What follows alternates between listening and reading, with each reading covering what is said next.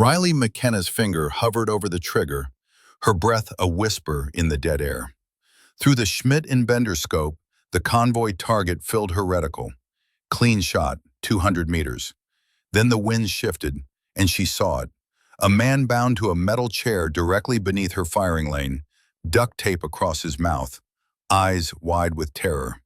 The radio crackled. "Overwatch, you are green. Confirmed target."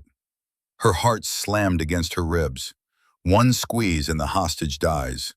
No squeeze and the high-value target escapes. She watched a figure emerge on the opposite rooftop, another sniper, waiting, not aiming at her, aiming at nothing, because he didn't need to. He'd already won.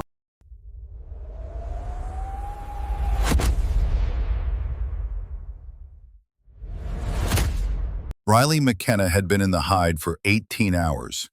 The abandoned textile factory reeked of rust and pigeon shit, but the third-floor window offered a perfect angle on Highway 9.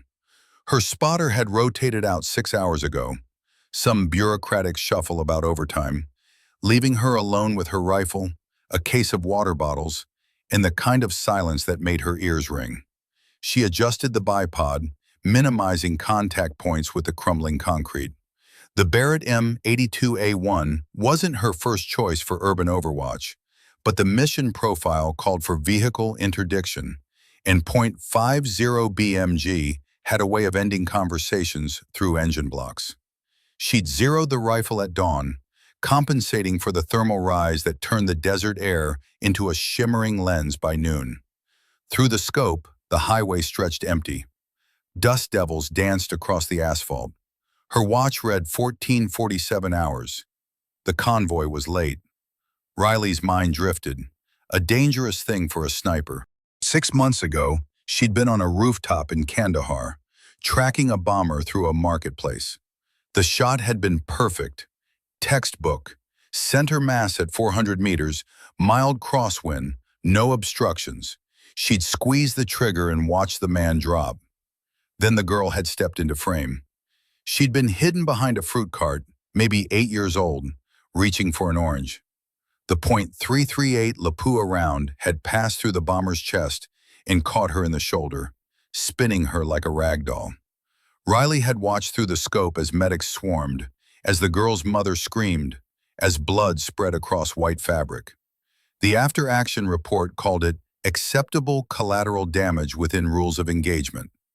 Riley's captain had clapped her on the shoulder and said, "Clean shot, McKenna. Saved 20 lives." She hadn't fired her rifle since, until today. The radio hissed. "Overwatch, this is Control. Sit rep." Riley keyed her mic. "Overwatch set. No movement on primary route. Holding position." "Copy. Target convoy confirmed inbound. ETA 12 minutes. Stand by for final brief." She reached for her water bottle, took a careful sip. Hydration discipline. Everything by the numbers. If she focused on procedure, she didn't have to think about the girl's face. A new voice crackled to her earpiece, deeper, rougher, with the kind of gravel that came from 40 years of cigarettes and bad coffee. "Riley, you reading me?" She smiled despite herself. "Tom, didn't know you were on this op. Remote advisory. They dragged me out of retirement for expert consultation, which means I get to sit in an air-conditioned trailer and second-guess your every move." Tom Calder coughed, a wet sound. "How's the position?" "Textbook. Clean sight lines, hardcover, good egress routes." "And your head?" Riley's jaw tightened. Tom had been her instructor at sniper school, the man who'd taught her to read wind by watching grass bend.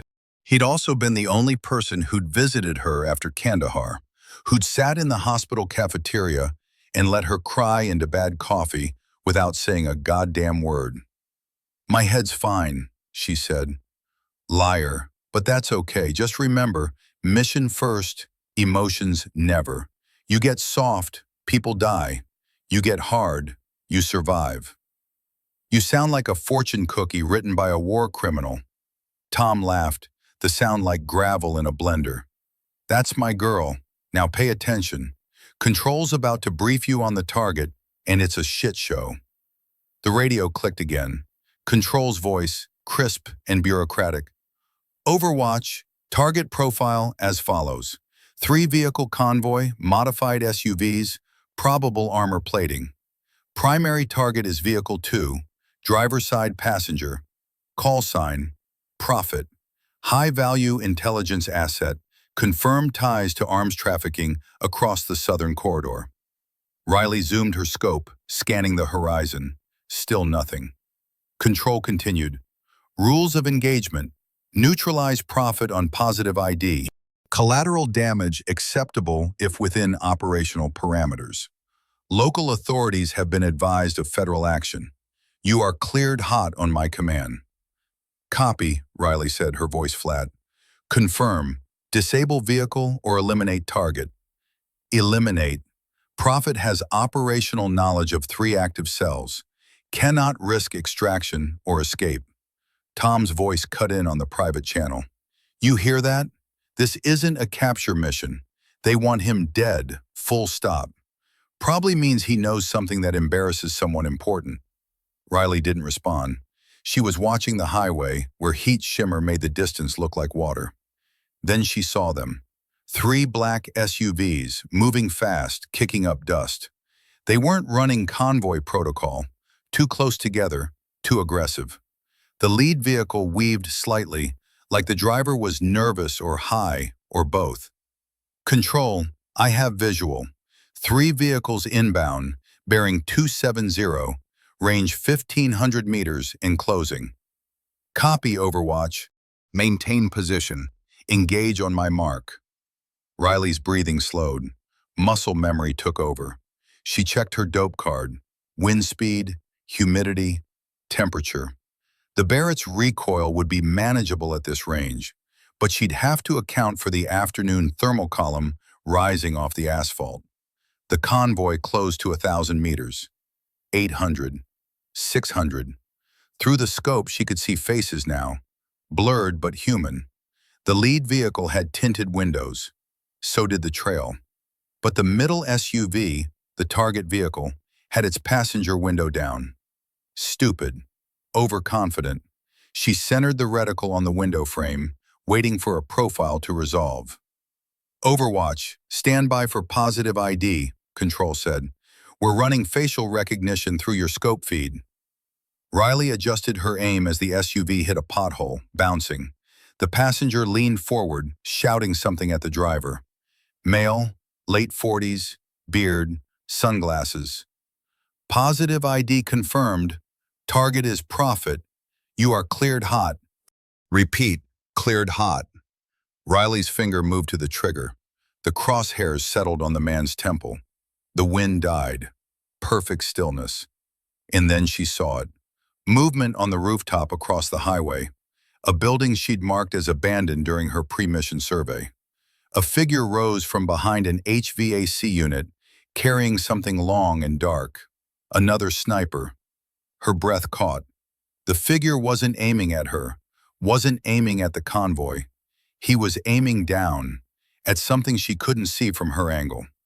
Riley shifted her scope, sweeping the area below the enemy sniper's position.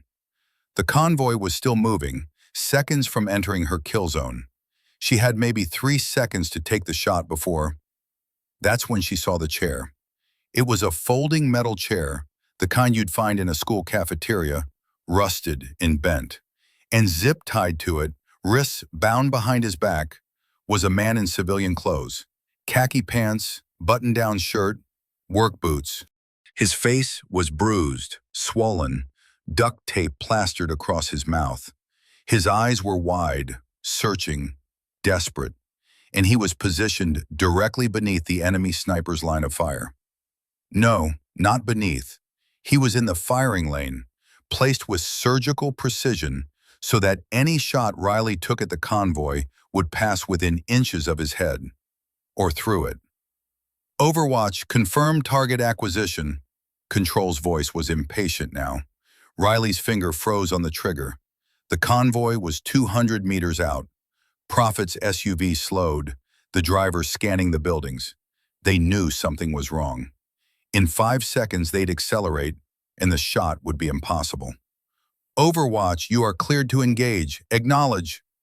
The enemy sniper shifted, and Riley saw his rifle clearly now. A Dragunov SVD, Eastern Bloc hardware. He wasn't aiming at the hostage. He was aiming at nothing. Relaxed. Patient. Because he didn't need to aim. He'd already won the moment Riley saw the chair. Her mind raced. If she took the shot, the .50 BMG round would travel at 2,800 feet per second. At this angle, with the hostage positioned 4 feet below her line of fire, the bullet's supersonic shockwave alone could rupture his eardrums, maybe collapse a lung. If her aim was off by even 2 inches, wind gust, scope cant, target movement, the round would take his head off. If she didn't take the shot, Prophet escaped. 3 active terror cells stay operational. More people die. Tom's voice cut through her paralysis. Riley, talk to me, what's wrong? She keyed the mic with her left hand, keeping her right on the rifle. I have a problem. Define problem. Hostage, civilian, positioned in my firing lane, directly below target vehicle's path. Unknown enemy sniper on opposite roof, observing. Silence. Then Tom, quieter. Can you take the shot without hitting the hostage? Riley ran the math. Wind speed 3 knots quartering from left. Temperature 94 degrees. Humidity 18%. The hostage was 4 feet, 3 inches below her projected trajectory. Margin of error at 200 meters with .50 BMG, plus or minus 6 inches in ideal conditions. These weren't ideal conditions. Negative, she said. 50-50 chance of collateral damage. Control's voice exploded in her ear. Overwatch, you are ordered to engage. Target is escaping your kill zone. Fire now. The convoy was accelerating. Prophet's SUV pulled ahead, the driver's foot heavy on the gas. In 3 seconds, they'd be past the optimal firing window. In 10 seconds, they'd round the bend and disappear into the canyon pass. Riley's crosshairs followed the SUV. Prophet was leaning back now, relaxed, lighting a cigarette. He thought he was safe. Overwatch, this is Control. Fire your weapon. That is a direct order. Her finger tightened on the trigger. The Barrett's trigger pull was 4.5 pounds. She was at 3 pounds now. 1 more pound of pressure and the hostage's head turned. Somehow, across 200 meters of desert heat, through scope, magnification, and glare, Riley saw his eyes. Not pleading, not begging, resigned. He knew what was about to happen. Tom's voice gentle now. Riley, mission first. You know the math. 1 man versus hundreds. She knew the math. She'd lived the math. In Kandahar, she'd made the shot, and a little girl had paid the price. The math had said acceptable collateral damage. The math had said necessary sacrifice. The math didn't have to live with the screaming. Her finger eased off the trigger. Overwatch, confirm weapons release. Negative, Riley said, her voice steady. I do not have a clean shot. Repeat, no clean shot. High probability of civilian casualty. The convoy roared past the hostage's position, dust swirling. Prophet's SUV disappeared around the bend, taillights flashing red. Gone. The radio erupted. Overwatch, you just let a high-value target escape. What the hell? Riley switched off Control's channel. Only Tom's line remained open. You just ended your career, Tom said quietly. I know. They're going to bury you for this. I know. A long pause, then. You see the enemy sniper's position? Riley swung her scope back to the opposite rooftop. The figure was still there, standing now, rifle lowered. He was looking directly at her hide, though there was no way he could see through her camouflage netting. He raised one hand, not waving, not threatening, pointing, down, at the hostage. He's still there, Riley said. The hostage. and the enemy sniper isn't leaving. Tom's voice sharpened. They're not trying to escape. They're waiting for something. For what? For you to realize this isn't over. That convoy wasn't the mission. You are. Riley's blood went cold. She swept her scope across the surrounding buildings, counting windows, angles, dead spaces. She'd chosen this hide because it offered superior fields of fire and concealment. But now, with an enemy sniper locked on her position and a hostage she couldn't abandon. "I'm trapped," she whispered. "Yeah," Tom said. "Welcome to the grinder." Riley remained motionless, her eye pressed to the scope. The enemy sniper hadn't moved. He stood on the opposite roof like a statue, his Dragunov hanging loose in a patrol carry. No threat posture, no urgency, just waiting. Below him, the hostage slumped forward in the chair, his head hanging, alive, but barely. The sun was directly overhead now, and the man had no shade, no water. In this heat, he had maybe 2 hours before heat stroke became a real problem. Riley's radio crackled. Not control. They were probably scrambling a tactical team and drafting her court-martial paperwork. It was Tom, and he sounded like he was moving, his breath short. "I'm pulling up your overhead imagery. Give me a second." She heard keyboard clicks, then a low whistle. "Riley, you need to listen carefully. Your position is compromised 7 ways from Sunday. That building you're in has 3 ground-level entrances, all unsecured, fire escapes on the east and west sides, and the roof access is a rusted door that a strong wind could blow open." "I know," she said. "I surveyed it." "Yeah, well, you surveyed it assuming you'd be shooting at a convoy, not holding position against a counter-sniper. That Dragunov's got a PSO-1 scope, which means he can see heat shimmer from your muzzle brake if you fire. And if you don't fire, he knows you're pinned." Riley shifted slightly, testing her egress options. The window behind her led to a catwalk that ran the length of the factory floor. From there, she could reach the east fire escape in maybe 40 seconds. But 40 seconds was an eternity in a gunfight. "What's his play?" she asked. "He's not shooting. He's not moving. What's he waiting for?" Tom was quiet for a moment. Then, "He's waiting for you to make a choice. Save the hostage or save yourself. There's a third option, which is kill him first." Tom laughed, sharp and bitter. "At 400 meters, through heat shimmer, against a shooter who knows you're there and is probably wearing plates? You might get lucky, or you might miss, and then he lights you up while you're working the bolt." Riley knew he was right. The Barrett was a powerhouse, but it wasn't a precision instrument at this range, not with environmental factors stacking against her. And if she missed, she'd give away her exact position. The Dragunov might be a relic, but in the hands of someone who knew how to use it, it was lethal. "So what do I do?" "You call for extraction, fall back to a secondary position, and let someone else deal with the hostage. He'll die. Probably, but you'll live." Riley's jaw clenched. She thought about Kandahar, about the little girl spinning through the air, about the way her mother's scream had echoed off the buildings. She thought about the math, the acceptable losses, the mission-first doctrine that Tom had drilled into her skull. She thought about the man in the chair, waiting to die because he'd been unlucky enough to be in the wrong place at the wrong time. "No," she said. Tom sighed. "Riley, I'm not leaving him." "Then you're an idiot." "Probably." Another pause.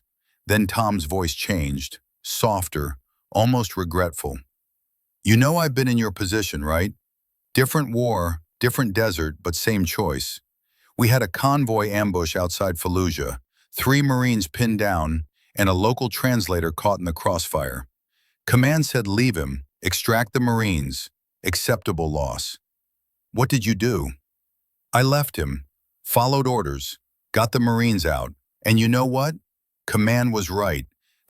Those 3 Marines went on to save lives, complete missions, train the next generation. The translator, He was just a local hire. No family anyone could find. No one who'd miss him. Riley heard something in his voice, something hollow. "But you missed him," she said quietly. "Every goddamn day for 30 years. Tom cleared his throat. "So here's what I'm going to tell you, and it's not coming from command. It's coming from me. You do what you need to do.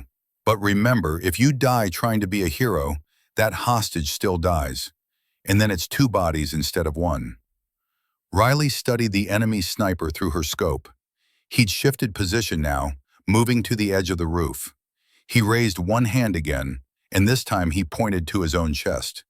Then to Riley's building, then back to the hostage. A message. "I see you. I see him.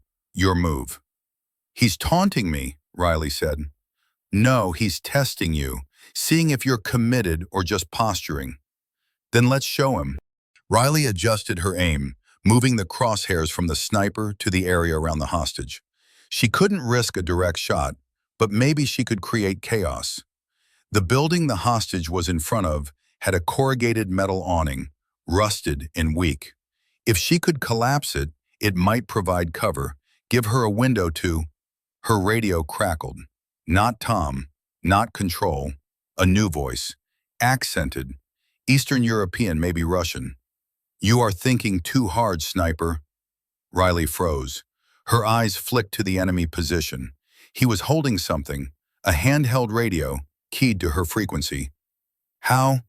You broadcast in clear channel when you refused order. Very sloppy."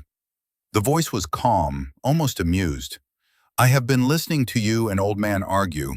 Very touching." Tom's voice cut in. "Riley, switch to encrypted." "Too late," the enemy said. "Now we talk, you and me. Professional courtesy." Riley's finger moved to the channel selector, but something made her stop. If he wanted her dead, he could have taken the shot already. She was exposed, predictable, pinned. He had every advantage. So why was he talking? "What do you want?" she asked. "Want? I want you to shoot. That is whole point.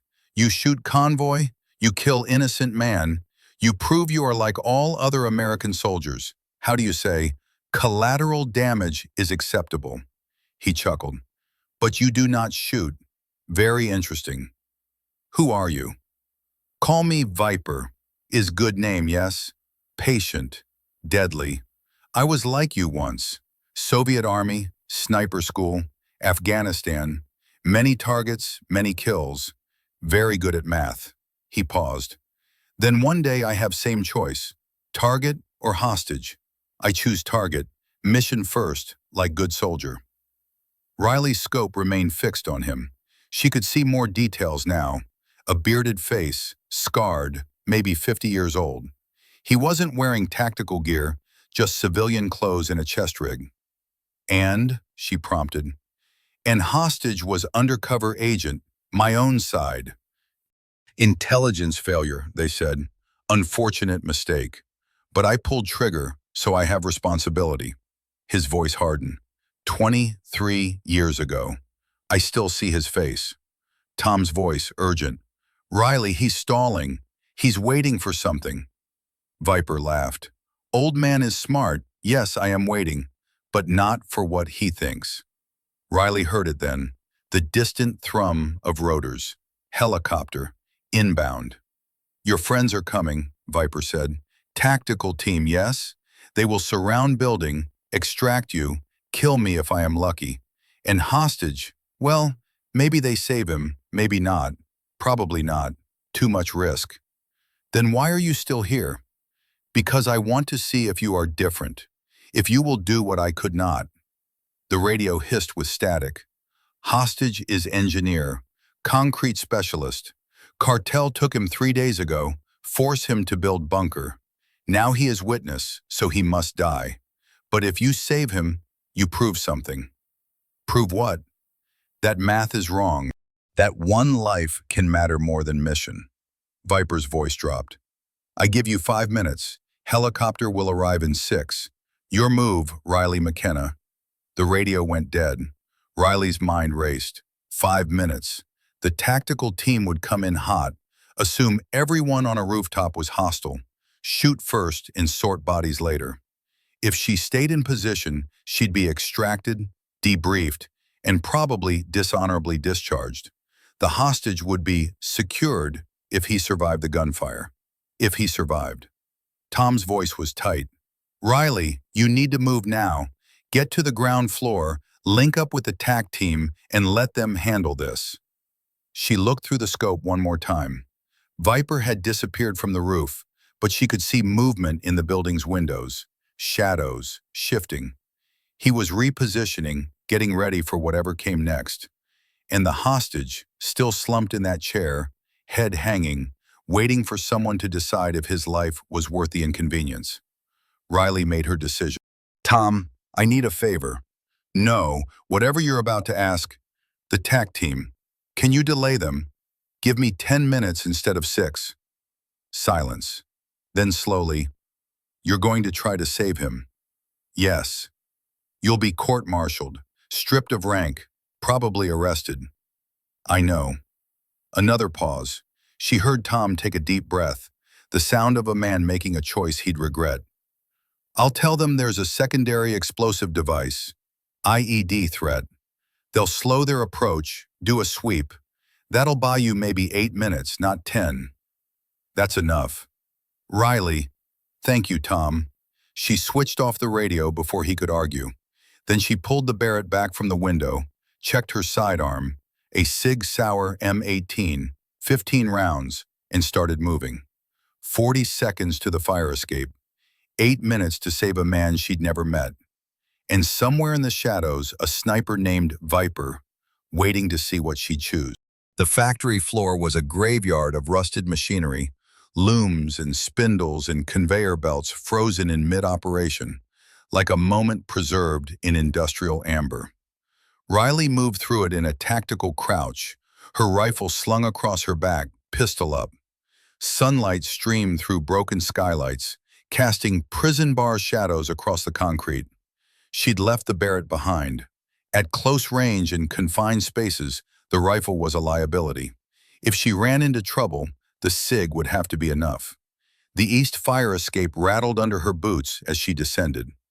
3 stories, metal stairs so corroded they felt spongy. She kept her weight on the outer edge, near the supports, moving fast but controlled. Every second counted, but a twisted ankle would end this before it started. At ground level, she paused behind a dumpster, scanning the street. The hostage was 2 buildings over, maybe 100 meters. The route would take her through an alley, across an open courtyard, and into a partially collapsed warehouse. Exposure time, 30 seconds if she ran, 45 if she stayed tactical. She chose tactical. The alley stank of urine and rotting garbage. Riley moved along the wall, her pistol tracking doorways and windows. Viper had said 5 minutes. 2 were already gone.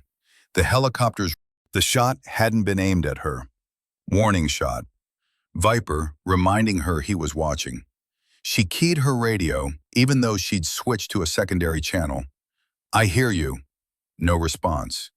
But she felt him out there, tracking her through a scope, deciding whether she was brave or stupid. Riley pushed forward.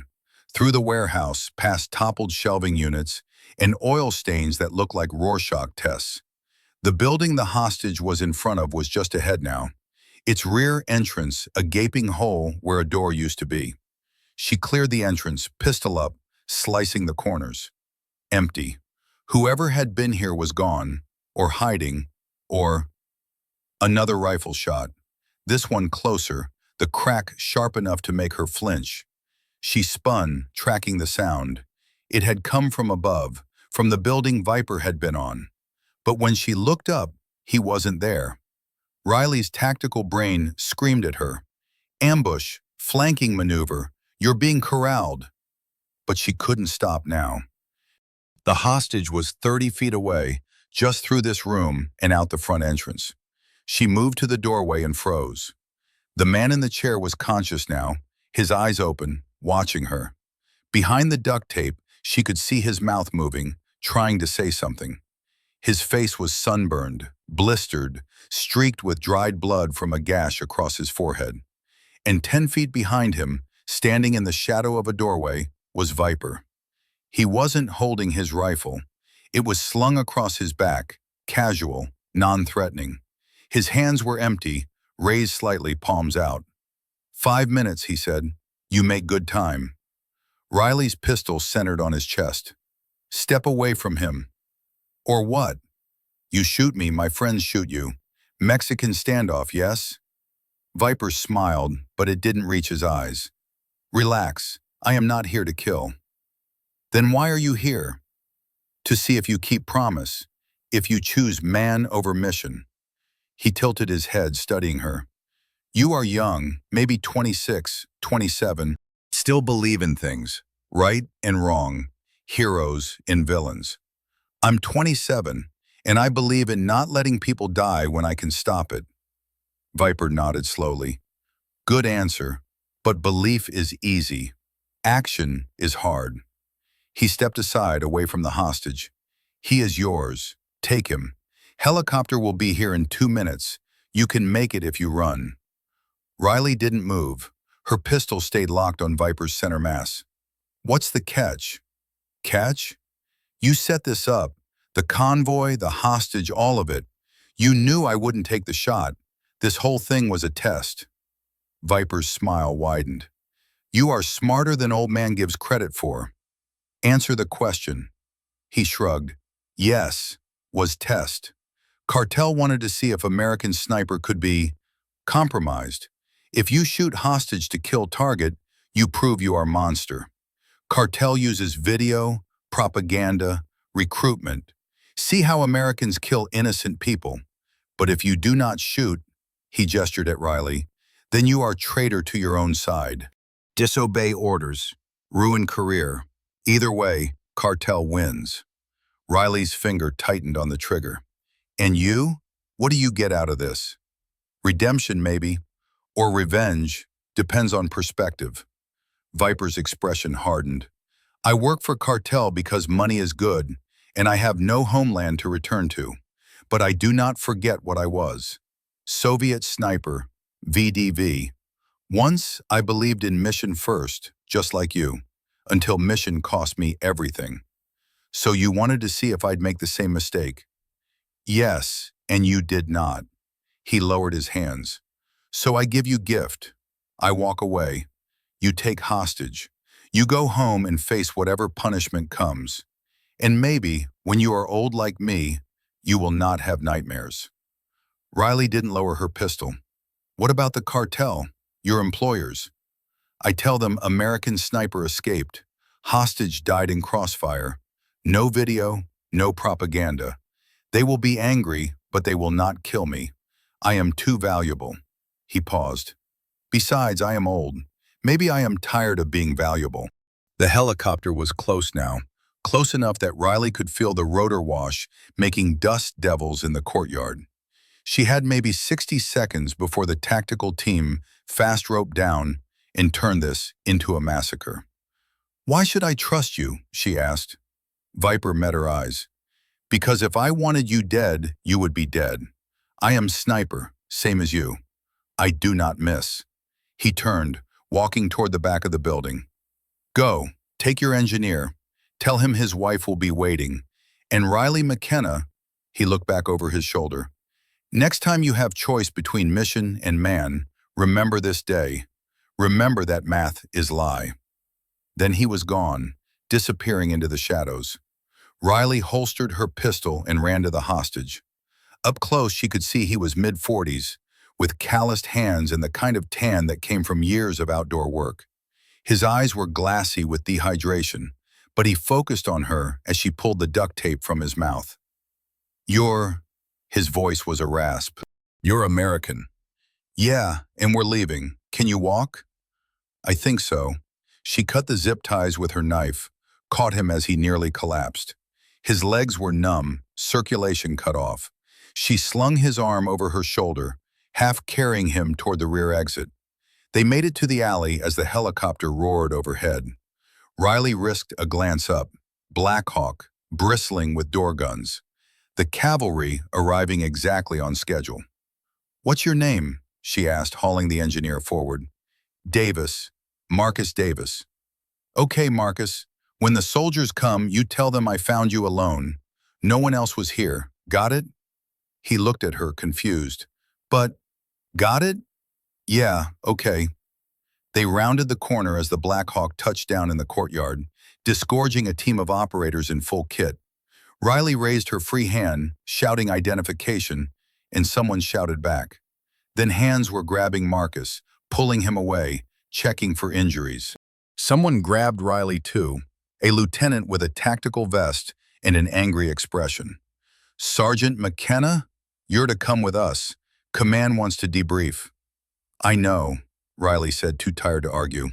As they led her to the helicopter, she looked back at the building where Viper had stood. Empty, quiet, like he'd never been there at all. Tom's voice crackled in her earpiece. Private channel. "You made it." "Yeah." "Hostage?" "Alive, dehydrated but stable." A pause. "And the enemy sniper?" Riley closed her eyes, felt the rotor wash whipping her hair. "Gone." "Good." Tom's voice was gentle. "Riley, when you get back, they're going to throw the book at you. Disobeying orders, endangering the mission, unauthorized tactical movement." "I know. But for what it's worth, you did the right thing." She wanted to believe him. Wanted to believe that saving one man was worth destroying her career, worth the court-martial, worth whatever came next. But as the helicopter lifted off, carrying her away from the desert and the ghost of a Soviet sniper who'd given her a gift she didn't ask for, Riley wondered if she just made the biggest mistake of her life, or the first right choice. The debriefing room at Camp Lejeune smelled like burnt coffee and institutional disinfectant.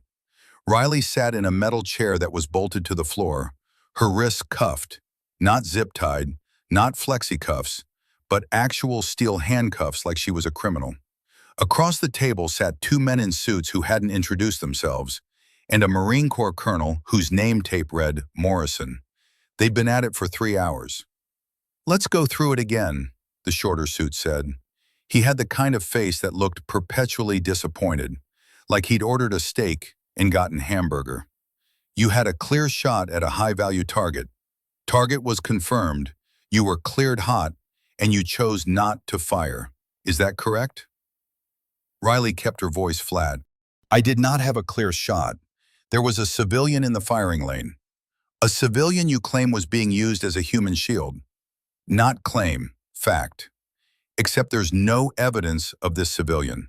The taller suit leaned forward, his cologne overwhelming in the small room. "No body, no witness statements, no forensic evidence at the scene. Just your word." "Because I saved him.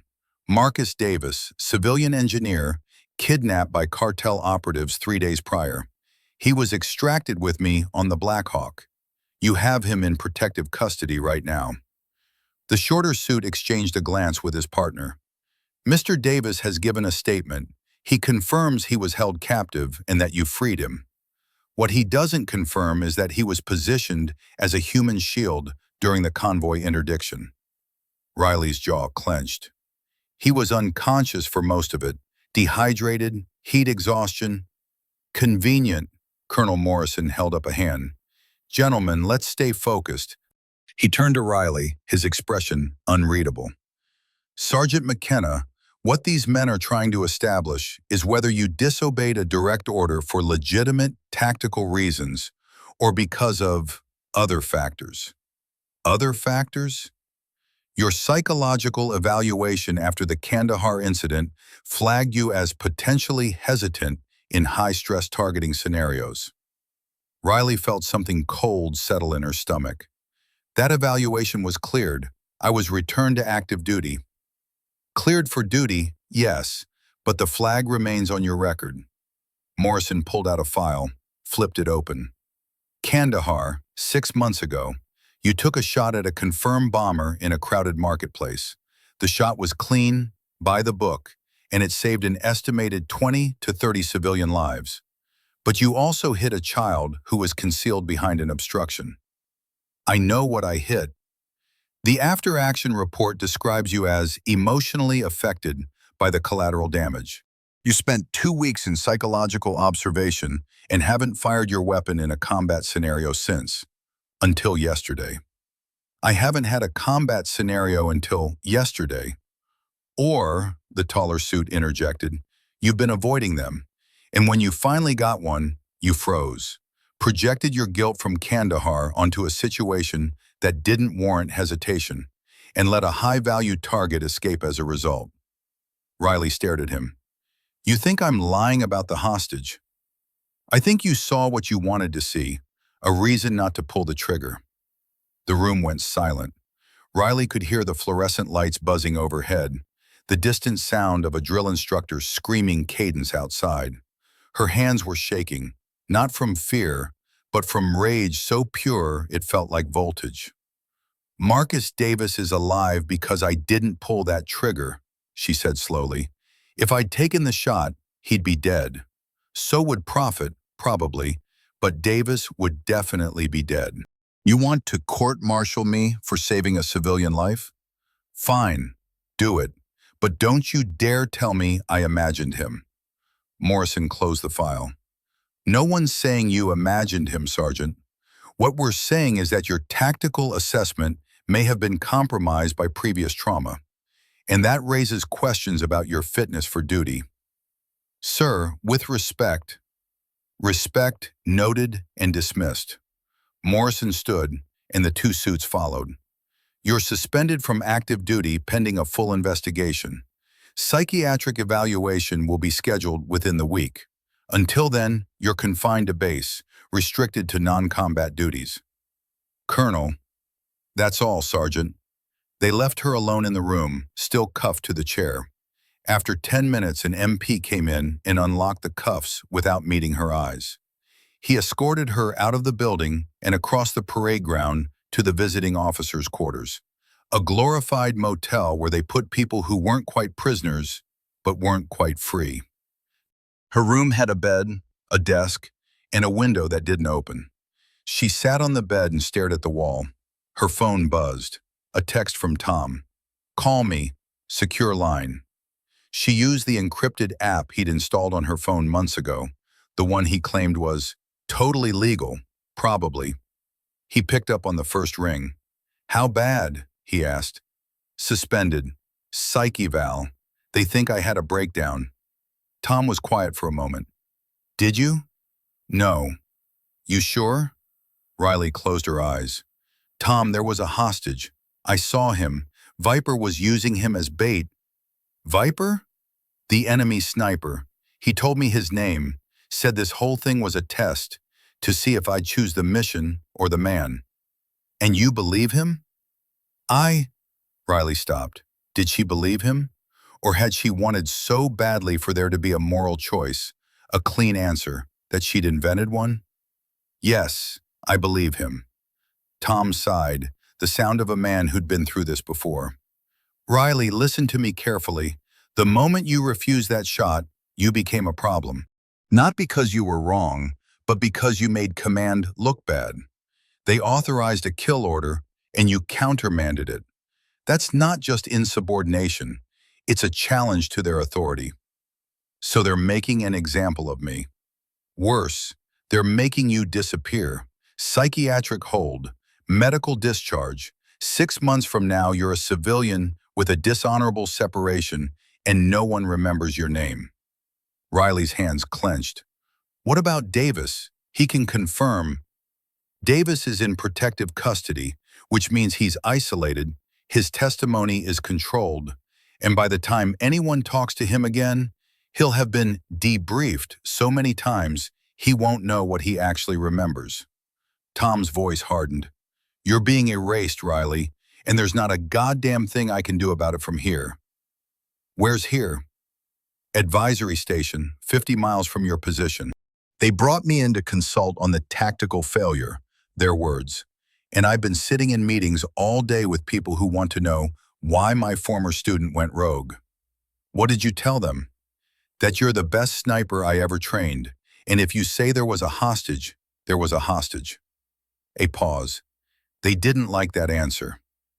Riley felt something in her chest crack. Tom, I'm sorry. I didn't mean to drag you into. Stop. You did the right thing, and I'm not going to let them crucify you for it. His voice dropped. But I need you to do something for me. Something they're not going to like. What? Prove it. Prove there was a hostage. Prove Viper exists. Prove this wasn't just you having a crisis of conscience. Tom's keyboard clicked in the background. I'm sending you a file, encrypted. Don't open it on base. They're monitoring your network traffic. Wait until you're somewhere secure. Tom, what is this? Insurance, and maybe a way out. The line went quiet for a moment. Riley, if you go down this road, there's no coming back. You'll burn every bridge, break every rule, and probably end up in Leavenworth. But you'll have the truth. And if I don't? Then you take the psych discharge, go home, and spend the rest of your life wondering if you were right. Riley stared at the blank wall, at the window that didn't open, at the future closing in like a fist. Send the file, she said. It took Riley 2 days to find somewhere secure. The base was a surveillance state, cameras in the hallways, monitors on the network, MPs who watched her like she was a flight risk. But on the 3rd day, she got lucky. A sympathetic admin sergeant accidentally left a door unlocked to a storage building that had been slated for demolition. No power, no cameras, just boxes of obsolete equipment and the smell of mildew. Riley sat on a crate, opened her phone, and downloaded Tom's file. It was a dossier, 40 pages of documents, photos, and intercepted communications. The header read, Operation Hourglass, Eyes Only. She scrolled through it, her pulse quickening. The first section was about Prophet, not just a cartel lieutenant, but a former CIA asset who'd been running guns and intelligence across the southern border for 8 years. He'd been protected, his operations sanctioned, until he'd started skimming profits and selling secrets to competitors. The convoy interdiction wasn't about national security, it was about cleaning up a loose end.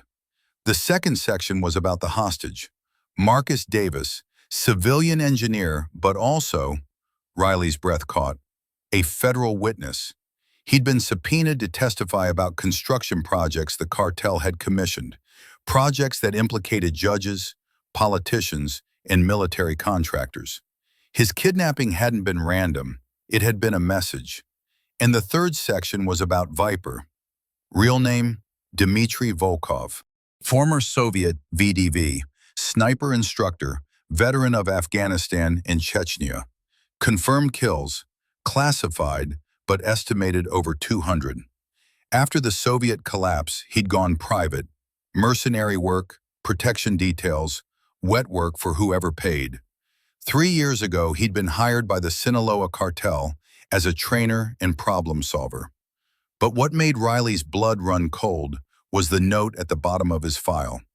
Subject has expressed repeated interest in moral engagement scenarios. Multiple reports indicate Volkov deliberately creates ethical dilemmas for targets as a form of psychological warfare. See attached, Operation Hourglass may have been designed not to eliminate Prophet, but to compromise U.S. sniper assets. Riley read it twice, then a third time. Viper hadn't just tested her. He'd built the entire scenario, the convoy, the hostage, the impossible choice, specifically to see what she would do. And Command had let it happen. Maybe they'd even wanted it to happen, to see if their rules of engagement were being followed, to see if soldiers like Riley could still pull the trigger when the math said acceptable loss. She kept reading. There was a transcript of a conversation between Colonel Morrison and someone identified only as Counsel. Morrison. The asset refused the shot. Target escaped. Counsel. And the witness? Morrison. Secured. No lasting damage. Counsel. Then the asset performed as intended. The scenario was never about Prophet. It was about Davis. Morrison. I don't follow. Counsel. Davis was scheduled to testify in 2 weeks. His testimony would have exposed contracts worth $900 million.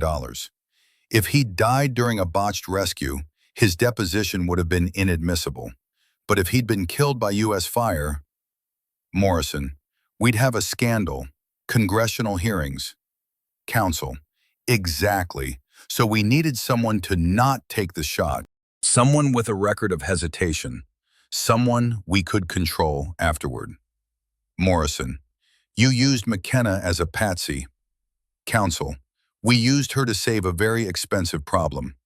Riley's hands were shaking. She scrolled further, found another transcript, this one between Viper and an unknown party. Viper, she did not shoot. Unknown, as expected? Viper, yes, she chose man over mission. American sentimentality. Unknown. And now? Viper, now she is compromised, career finished.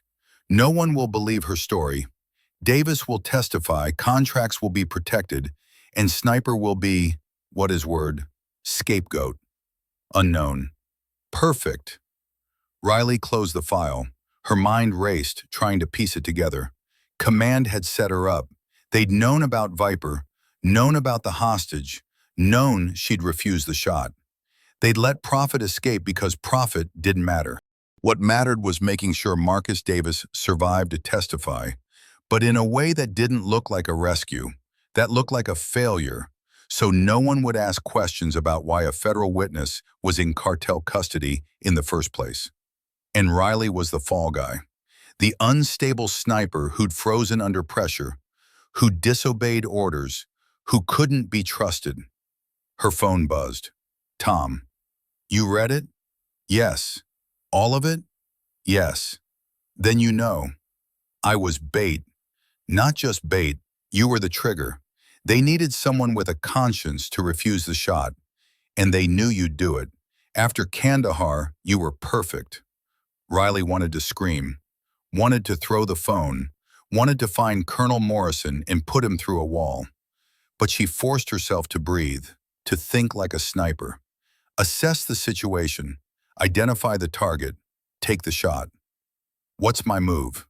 You have two options. 1, take the discharge, go quiet, live with it. 2, burn them all. How? Davis testifies in 8 days. If you can get to him before then, get him to tell the truth about what really happened. That command knew he was there, that the whole op was theater, you blow the case wide open. They'll never let me near him. I know. Then what am I supposed to do? Tom didn't respond for a long moment. Then, do what you do best. Find a position they don't see coming and take the shot they think is impossible. Tom, I'm confined to base. Under surveillance, I can't just... I'm sending you an address. A storage unit, off base. Key is taped under the rear bumper of your car. Inside you'll find everything you need. Everything I need for what? To disappear, and to find Davis before they move him. Riley stared at the message. What Tom was suggesting wasn't just insubordination, it was desertion. Courts-martial turned into federal charges. Years in prison, not months. But if she didn't do it, she'd spend the rest of her life knowing she'd been used. That her conscience, her trauma, her guilt over Kandahar had all been weaponized against her. If I do this, I can't come back. I know. You'll be implicated. They'll come after you. Let them. I'm 61 years old, Riley.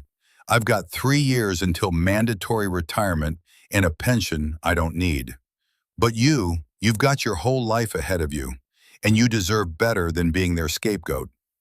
Riley closed her eyes, thought about the girl in Kandahar, about Marcus Davis in that chair, about all the impossible choices that had led her to this moment.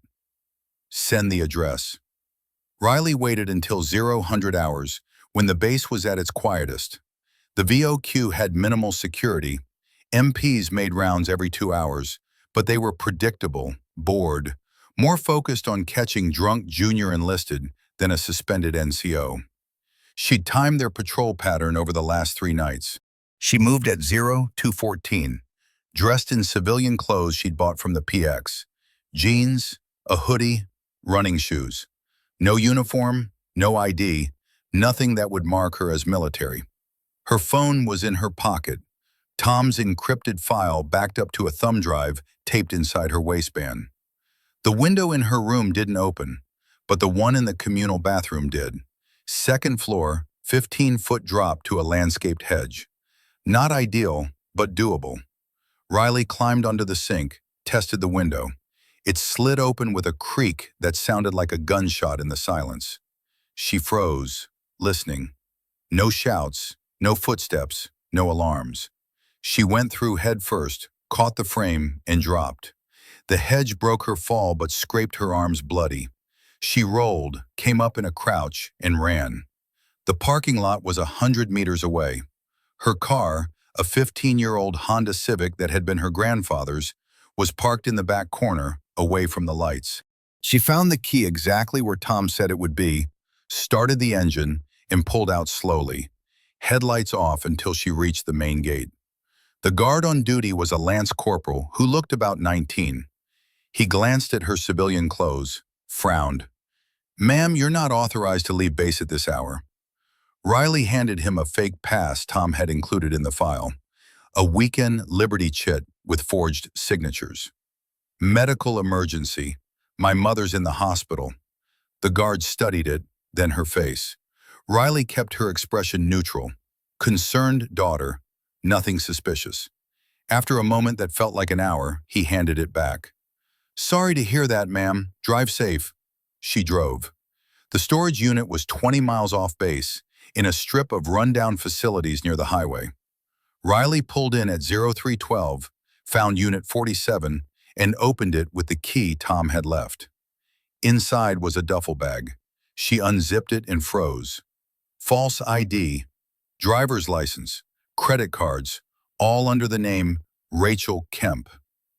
$5,000 in cash, a burner phone with a single number programmed in, a Glock 19 with 3 magazines, and a folder containing surveillance photos of a safe house in Raleigh, North Carolina, the safe house where Marcus Davis was being held. There was a handwritten note from Tom. "Riley, Davis is being held in protective custody at the address in the folder. 2 agents, FBI, rotating shifts. He's scheduled to be moved to a federal facility in 6 days, then testifies 2 days after that. If you're going to do this, you have 144 hours. The phone has one contact, a journalist named Sarah Chen. She's freelance, specializes in whistleblower cases. If you can get Davis to talk, she'll publish it. But you need proof. His testimony, documentation, something that can't be dismissed. I've done all I can. The rest is up to you. Don't call me. They're monitoring my communications. If you get caught, I'll deny everything. Good luck, kid." T. Riley read the note twice, then burned it with a lighter from the duffel. She watched the paper curl and blacken, watched Tom's handwriting disappear into ash. Then she loaded the Glock, pocketed the cash, and drove toward Raleigh. The safe house was a suburban split level in a neighborhood of identical houses, the kind of place where no one made eye contact and everyone minded their own business. Riley had been watching it for 18 hours, parked 3 blocks away in a grocery store lot, using a pair of binoculars she'd bought at a sporting goods store. 2 agents, just like Tom had said. They rotated every 12 hours, arriving in unmarked sedans. The current pair were a man and a woman, both in their 30s, both carrying sidearms and shoulder holsters under their blazers. They moved like professionals, checking sightlines, scanning windows, never standing in one place too long. Getting past them would be impossible. So Riley didn't try. Instead, she waited until the shift change at 1800 hours, when the evening team arrived and the day team left. For exactly 4 minutes, there were 4 agents instead of 2, all of them focused on the handoff briefing, on checking paperwork, on the routine that made them predictable. Riley moved during those 4 minutes. She'd scouted the neighbor's yard earlier, an elderly couple who were already asleep by 1900, their house dark. She went over their fence, crossed their lawn, and climbed into the tree line that separated their property from the safe house. From there, she had a direct line of sight to the back door. She waited until 21:30 when the agent's dinner arrived, Chinese takeout, delivered by a college kid who looked bored. The male agent answered the door, paid, brought the food inside. Through the window, Riley could see him and his partner sitting at the kitchen table, unpacking containers. She gave them 10 minutes to settle in, to relax, to stop being hypervigilant. Then she called the safe house from her burner phone. The male agent answered. Yeah? Riley disguised her voice, made it higher, panicked. Oh my God, there's a fire. The house next door, there's smoke everywhere. I think it's spreading. The agent stood, looked out the window. Ma'am, I don't see. It's in the back, the deck. It's on fire. He moved to the back window, peering out. Riley could see the confusion on his face, the moment of hesitation. Then he turned to his partner, said something Riley couldn't hear. The female agent pulled out her phone, probably calling 911. The male agent grabbed his jacket and headed for the back door. Riley moved. She sprinted across the yard, staying low, and reached the side of the house just as the agent stepped onto the deck. He was looking toward the neighbor's yard, toward where Riley had claimed to see fire. She came up behind him, silent, and pressed the Glock against his spine. Don't move, don't yell. Hands where I can see them. He froze. Who? Doesn't matter. Where's Marcus Davis? I don't know what you're... Riley pushed the gun harder. You've got 3 seconds before I put a round through your kidney and walk inside to ask your partner. 1, 2... Upstairs, second door on the right. Good. Now we're going back inside, and you're going to tell your partner everything's fine. False alarm. If you signal her, if you try to be a hero, people die. Understand? He nodded, his breathing fast and shallow. Riley marched him back inside, staying behind him, using his body as cover. The female agent looked up from the table, saw them, and her hand moved toward her holster. Don't, Riley said, her voice sharp. Hands on the table, flat. The woman complied, her eyes locked on Riley. You're making a mistake. Probably, but I'm making it anyway. Riley gestured to the male agent. Cuffs, both of you. Cuff yourselves to the radiator. They hesitated. Riley fired a round into the ceiling. The sound was deafening in the small house, plaster dust raining down. Now! They moved. 30 seconds later, both agents were secured to the cast-iron radiator in the living room, their service weapons on the floor near Riley's feet. She kicked them aside, then zip-tied their ankles for good measure. He's a federal witness, the female agent said. You can't just... Watch me. Riley climbed the stairs, her Glock leading the way. The second door on the right was locked. She knocked. Marcus? Marcus Davis? Silence. Then a voice, muffled. Who's there? Someone who wants the truth. Open the door. I can't. They locked it from the outside. Riley shot the lock. The door swung open, revealing a small bedroom with a single window, a bed, and Marcus Davis sitting on the edge of the mattress. He looked better than he had in the desert. Clean, fed, no longer dehydrated, but there was a haunted quality to his eyes. You, he said, recognizing her. The soldier. Riley McKenna, and we need to talk. Marcus stood slowly, his hands raised like he expected her to shoot. What do you want? I want you to tell me what really happened, not the version they told you to say, the truth. He glanced toward the door, toward the agents downstairs. They said if I cooperated, I'd be safe, that I'd testify, and then they'd relocate me. New identity, new life. And if you don't cooperate? Marcus's jaw tightened. They didn't say, but the implication was clear. Riley lowered the gun slightly. Marcus, listen to me. That convoy interdiction, it wasn't about stopping profit. It was about you. They needed you alive to testify, but they couldn't make it look like a rescue. So they set up a scenario where I'd refuse the shot, where you'd survive, and where everyone would blame me for letting profit escape. That's, he shook his head, that's insane. Is it? You were kidnapped 3 days before you were supposed to be moved into protective custody. Cartel knew exactly where you'd be, exactly when to grab you. How? Marcus sat back down on the bed, his face pale.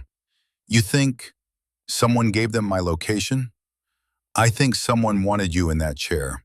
I think they wanted to see if I'd pull the trigger, and when I didn't, they got exactly what they needed. A witness who'd testify, and a scapegoat to take the fall. But why? Riley pulled out her phone, showed him the encrypted file. Because your testimony implicates military contracts worth $900 million. Judges, politicians, contractors, they all have a vested interest in making sure you stay quiet. But they can't just kill you. That would raise too many questions. So they had to make you grateful. They had to make you think they saved you. Marcus scrolled through the documents, his expression shifting from confusion to horror. Oh my God! The cartel didn't kidnap you randomly. They were hired to put you in that position, to make you desperate, to make you think the government was your only hope. And now you're going to testify exactly the way they want you to, because you think you owe them. I do owe them. You saved my life. No, Marcus. I disobeyed orders and ruined my career to save your life. And now they're going to bury me for it while you play their game. Riley leaned forward. Unless you tell the truth, unless you go public with what really happened, that you were bait, that the whole operation was theater, that they knew exactly where you were and let you suffer so I'd make the right choice. Marcus was shaking now. If I do that, they'll kill me. If you don't, you'll spend the rest of your life looking over your shoulder, wondering when they'll decide you're not useful anymore. Riley met his eyes. You're a loose end, Marcus. The moment you testify, you become a liability. They'll relocate you, sure. And then, 6 months from now, you'll have an accident, a car crash, a mugging gone wrong, a heart attack that's not really a heart attack. You don't know that. I know the math. And the math says you're already dead. Marcus buried his face in his hands. What am I supposed to do? Riley pulled out a business card. Sarah Chen, investigative journalist. You talk to her, you tell her everything, and you do it before they move you to the federal facility, because once you're in their system, you disappear. And then what? Then she publishes it. Then the contracts get investigated. Then the people who used us both burn. Marcus looked at the card, then at Riley. What happens to you? I'm already gone. The moment I walked into this house, I became a fugitive. But at least I'll know I did the right thing. He took the card. You really think she can protect me? I think she's your only shot. Marcus stood, his legs unsteady. Okay, I'll do it. Riley nodded. Then from downstairs she heard the front door crash open. Shouting, boots on hardwood. Federal agents, show yourselves. She grabbed Marcus's arm. Back window, now. They ran. Riley kicked open the bedroom window just as footsteps thundered up the stairs. She shoved Marcus through first, then followed, dropping 10 feet to the backyard. They hit the ground rolling, came up running. Behind them, someone shouted. Then a gunshot, the round slamming into a fence post 6 inches from Riley's head. Don't stop, she yelled. They sprinted through yards, over fences, through a playground. Riley could hear pursuit, at least 3 agents, maybe more. Her lungs burned, her legs screamed, but she didn't slow down. They reached a strip mall, deserted at this hour. Riley pulled Marcus behind a dumpster, both of them gasping for air. She risked a glance back. The agents were spreading out, searching methodically. Where's your car? Marcus whispered. 3 blocks west, but they'll be watching it. Then how? Riley's phone buzzed. A text from an unknown number. Sarah Chen. Tom gave me your number. Where are you? Riley typed fast. Strip mall, corner of Oak and 5th. Need extraction. 5 minutes. White van, no plates. Be ready. Marcus looked at her. You trust her? No, but I trust Tom. They waited. 4 minutes. 5. 6. Then headlights. A white van, battered and anonymous, rolling slowly through the parking lot. It stopped 20 feet away, and the side door slid open. A woman leaned out, Asian, mid-30s, wearing a leather jacket and holding a camera. You two look like you're having a bad night. Riley grabbed Marcus and ran. They piled into the van, and Sarah Chen hit the gas before the door even closed. Where to? She asked. Riley glanced back. The agents had seen them, were running toward their cars. Anywhere but here. Sarah grinned, punching the accelerator. That's my favorite destination. Sarah Chen's safe house was a loft apartment above a used bookstore, the kind of place that smelled like old paper and burned coffee. She'd driven them there through a maze of back roads, checking for tails every few minutes. By the time they arrived, Riley was certain they'd lost their pursuers, at least for now. Sarah set up her equipment, a video camera, a ring light, a lapel mic, while Riley and Marcus sat on a worn couch that had probably been salvaged from a dumpster. Marcus looked like he was going to be sick. Relax, Sarah said, adjusting the light. This is the easy part. You just tell me what happened, start to finish, and I'll handle the rest. What if they find us? Marcus asked. They won't. This place isn't registered to me, and I've been off the grid for 3 years. She glanced at Riley. Tom said you have documentation? Riley handed her the thumb drive. Everything's on there. Transcripts, communications, operational files. Enough to bury everyone involved. Sarah plugged it into her laptop, scanned the files. Her expression didn't change, but Riley saw her shoulders tense. This is Watergate level. Can you publish it? Riley asked. I can try, but without corroboration, it's just leaked documents. I need Marcus to confirm what's on here, to put a face to the story. She turned to him. You ready? Marcus swallowed hard. What do I say? Start with the kidnapping. Tell me how it happened, who took you, what they wanted. He nodded and Sarah hit record. For the next 2 hours, Marcus talked. He described being grabbed outside his hotel by men in cartel colors. He described 3 days in a basement, bound and beaten, forced to answer questions about construction projects he'd worked on. He described the chair in the desert, the sun burning his skin, the certainty that he was going to die. And he described the moment Riley had refused to take the shot. She could have killed the target, he said, his voice breaking. Everyone was screaming at her to fire, but she didn't. She saw me, and she chose my life over the mission.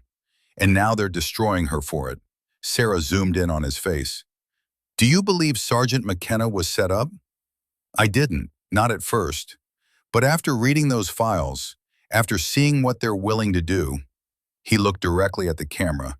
Yes, I believe she was used as a pawn to save my life, and now they're throwing her away. Sarah stopped recording. Good, that's exactly what I needed. Riley felt a knot loosen in her chest. What happens now? Now I edit this, cross-reference the documents, and publish it on every platform I have access to. By morning, this story will be everywhere. Sarah ejected the thumb drive, handed it back. You should keep that. Evidence. What about Marcus? Riley asked.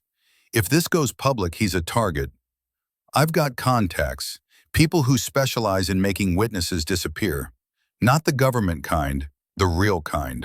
Sarah looked at Marcus. You'll have to leave everything behind. Your name, your job, your family. Can you do that? Marcus closed his eyes. I don't have a choice, do I? We always have a choice, Riley said quietly. But sometimes all the options are terrible. He opened his eyes, managed a weak smile. Then I guess I'm in good company. Sarah's phone buzzed. She glanced at it, frowned. We've got a problem. What kind of problem? Riley asked. The kind where someone just pinged my cell tower. They're triangulating our location. She grabbed her laptop, started packing. We need to move. Now. Riley was already on her feet. How long do we have? 10 minutes, maybe less. Marcus stood, his face pale. Where do we go? I've got a backup location, but it's 2 hours away, and if they track us on the highway, Riley cut her off. Then we split up. Sarah, you take Marcus. Get him to safety, publish the story. I'll draw their attention. That's a suicide mission, Sarah said. No, it's a distraction. Riley checked her Glock, confirmed she had one full mag left. I'll lead them north, make them think we're running for the border. By the time they realize I'm alone, you'll be long gone. Marcus grabbed her arm. You can't. They'll kill you. They'll try, but I'm good at not dying. Riley met his eyes. Marcus, you need to survive this. You need to testify, not in their court, but in the court of public opinion. Make them pay for what they did. He nodded, tears streaming down his face. Thank you. Don't thank me yet. Thank me when this is over. Sarah handed Riley a second burner phone. If you make it out, call this number. It's a friend of mine, ex-CIA, runs an underground railroad for whistleblowers. He'll get you across the border. Riley pocketed the phone. And if I don't make it out? Sarah smiled grimly. Then I'll make sure everyone knows you died a hero. They left through separate exits, Sarah and Marcus heading south in a borrowed car, Riley heading north on foot. She moved fast, staying in the shadows, keeping to alleys and side streets. Behind her, she could hear sirens, distant but closing. She'd bought them time, maybe enough. Now she just had to survive long enough to see if it mattered. Riley ditched the burner phone after 2 miles, crushing it under her heel and dropping the pieces into a storm drain. They'd be tracking it, expecting her to use it. Let them chase ghosts. She moved through the city like a ghost herself, silent, invisible, always one step ahead of the net closing around her. She could feel them out there, coordinating, setting up roadblocks, checking cameras. They had resources, manpower, authority, but Riley had something they didn't: desperation. She found an all-night laundromat and stole clothes from a dryer. Worn jeans, a flannel shirt, a baseball cap. She changed in the bathroom, buried her old clothes in a dumpster. In the mirror, she looked like a college student, tired and broke, nothing worth noticing. Perfect. She walked for 3 hours, heading northeast, toward the industrial district. Her plan was simple: reach the rail yard, hop a freight train, disappear into the network of trackless wanderers who moved through America like phantoms. It wasn't elegant, but it was off-grid. At 0400, her new phone buzzed, the one Sarah had given her. She answered cautiously. Hello? Riley McKenna? A man's voice, rough and southern. Who's asking? Name's Reeves. Sarah Chen said you might need a ride out of town. Riley stopped walking. How do I know you're not FBI? CIA? Because if I was, you'd already be in a black site. He paused. Sarah, trust me. Tom called her, trust me. That's all the bona fides you're getting. Now, you want help or not? Riley looked around. Empty streets, distant sirens. She was running out of options. Where are you? Half a mile from your position. Keep walking northeast. There's an abandoned gas station on the corner of Broad and 7th. I'll be in the back, silver pickup truck. How do you know where I am? Because I've been following you for the last hour, making sure no one else was. Now move your ass, soldier, we're on the clock. The line went dead. Riley walked. Every instinct screamed that this was a trap, but Sarah wouldn't burn her, and Tom wouldn't send her into an ambush. Probably. She reached the gas station at 4:20. The building was a shell, windows boarded up, pumps rusted into abstract sculpture. Behind it, parked in the shadows, was a silver pickup with a dented fender. A man leaned against the tailgate, 60-something, gray beard, wearing a Carhartt jacket and a trucker cap. He looked like every retired veteran Riley had ever met, the kind who'd spent 30 years in the service and another 30 trying to forget it. You Reeves? She asked. And you're late. Let's go. He climbed into the driver's seat, and Riley got in the passenger side. The truck smelled like diesel and gun oil. Reeves pulled out slowly, no headlights, navigating by ambient streetlight. "Where are we going?" Riley asked. "Canada. Got a contact in Ontario who owes me a favor. He'll get you across the border, set you up with a new identity." Reeves glanced at her. "You know you're a fugitive now, right? Federal charges. Kidnapping, assault on federal officers, obstruction of justice. They're going to throw every book at you." "I know. And you're okay with that?" Riley thought about Marcus Davis, about Sarah Chen racing against time to publish the truth, about Tom Calder betting his career on a broken sniper who'd refused to play the game. "Yeah," she said, "I'm okay with that." Reeves grunted. "Tom said you were stubborn, didn't mention you were insane. He probably figured you'd find out on your own." They drove in silence for an hour, heading north on back roads. Reeves checked his mirrors constantly, taking random turns, doubling back.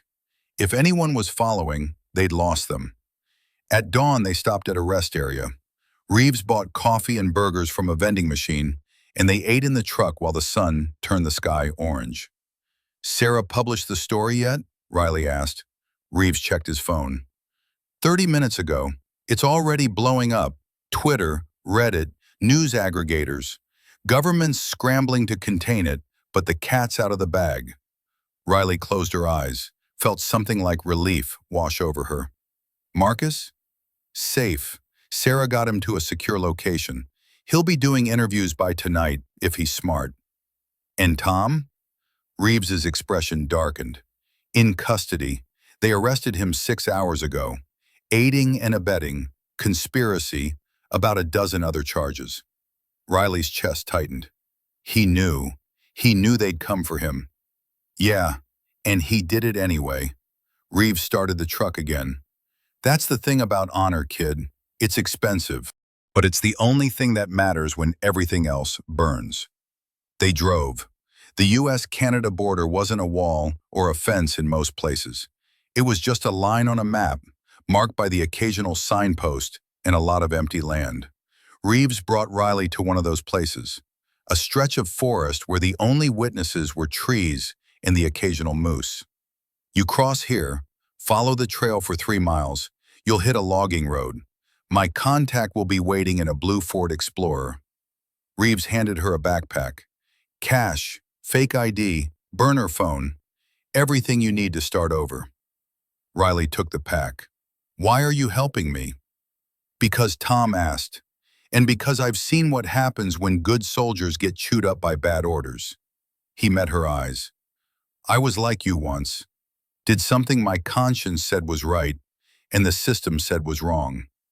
Difference is, I didn't have anyone to help me. Spent 5 years in Leavenworth before they realized I'd been correct all along." "What did you do?" "Refused to fire on a village that intel said was hostile. Turns out it was full of refugees." Reeves's jaw tightened. "Intel was wrong. I was right, but I still did the time." Riley nodded slowly. "I'm sorry." "Don't be. Made me who I am.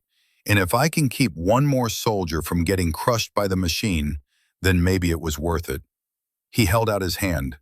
"Good luck, Riley McKenna. Don't waste the chance you've been given." She shook his hand. "I won't." Then she walked into the forest. The trail was overgrown, barely visible, but Riley's navigation skills were solid. She moved quickly, quietly, listening for the sound of pursuit that never came. After 3 miles, she saw the logging road, and parked on it was the blue Explorer. A man got out, mid-40s, indigenous, wearing a parka and a cautious expression. "You Riley?" he asked in accented English. "Yeah." "Get in, we need to move." She climbed into the passenger seat, and he drove. They didn't speak for 20 minutes until they were deep into Canadian territory, far from the border. "I'm Joseph," he said finally. "Reeves is my cousin. He saved my life in Afghanistan, so I owe him. And now I owe you nothing, and you owe me nothing. Clear?" "Clear." "Good. I'm taking you to a town called Thunder Bay. Small, quiet, Lots of transients. You'll blend in. I've got a friend who runs a motel. She'll give you a room, no questions. After that, you're on your own. Riley looked out the window at the endless forest. Thank you. Don't thank me. Just don't get caught. If they find you, they find Reeves. And if they find Reeves, they find me. So stay invisible. I will. Joseph dropped her off at a rundown motel on the edge of Thunder Bay. The clerk, a woman with tired eyes and a cigarette permanently attached to her lip, handed Riley a key without asking for ID. Room 12. Single bed, flickering TV, a bathroom that smelled like mildew. Riley locked the door, drew the curtains, and sat on the bed. She turned on the TV, flipped to a news channel. The story was everywhere. Sarah Chen's article had been picked up by the New York Times, the Washington Post, CNN. Marcus Davis's face was on every screen, his testimony damning, irrefutable. The contracts were being investigated, politicians were resigning, and the phrase military-industrial conspiracy was trending on Twitter. And in the middle of it all, a photo of Riley McKenna, labeled as a fugitive, a whistleblower, a hero, a traitor, depending on who was talking. She watched until her eyes burned, until exhaustion dragged her down. Then she lay on the bed, fully clothed, her Glock under the pillow, and closed her eyes. For the first time in weeks, she didn't dream about the girl in Kandahar. She dreamed about a man in a chair and a choice that had cost her everything, but had saved something that mattered more. 2 weeks later, Riley was sitting in a diner in Thunder Bay, drinking bad coffee and reading the news on a laptop she'd bought with cash, when her burner phone buzzed. Unknown number. She almost didn't answer, but something made her pick up. Yeah? Riley McKenna, the voice was accented, familiar. You do not recognize me? Her blood went cold. Viper. Da is good memory, he chuckled. I see you in news, big scandal, federal contracts, corruption, whistleblower. Very impressive. What do you want? Want? Nothing. I call to say congratulations. You proved me right. Math is lie. One life does matter. He paused. But now you are like me. Exile. Fugitive. No home. No country. I'm nothing like you. No? You refuse order. You betray system. You run. How is this different? Riley's grip tightened on the phone. I saved a man. You've spent 20 years killing people for money. True, but I sleep at night. Do you? She didn't answer. Viper's voice softened. I watch your story, Riley McKenna. You are brave. Stupid, but brave. And now you pay price. So I give you advice, one sniper to another. I don't want your advice. Too bad. Here it is. Find new purpose. Old life is dead. Accept this. Build new one. He paused. And if you ever need work, I know people who pay well for women with your skills. Go to hell. Already there is not so bad once you get used to heat. He laughed. Goodbye, Riley McKenna. Maybe we meet again. Maybe we are on same side next time. The line went dead.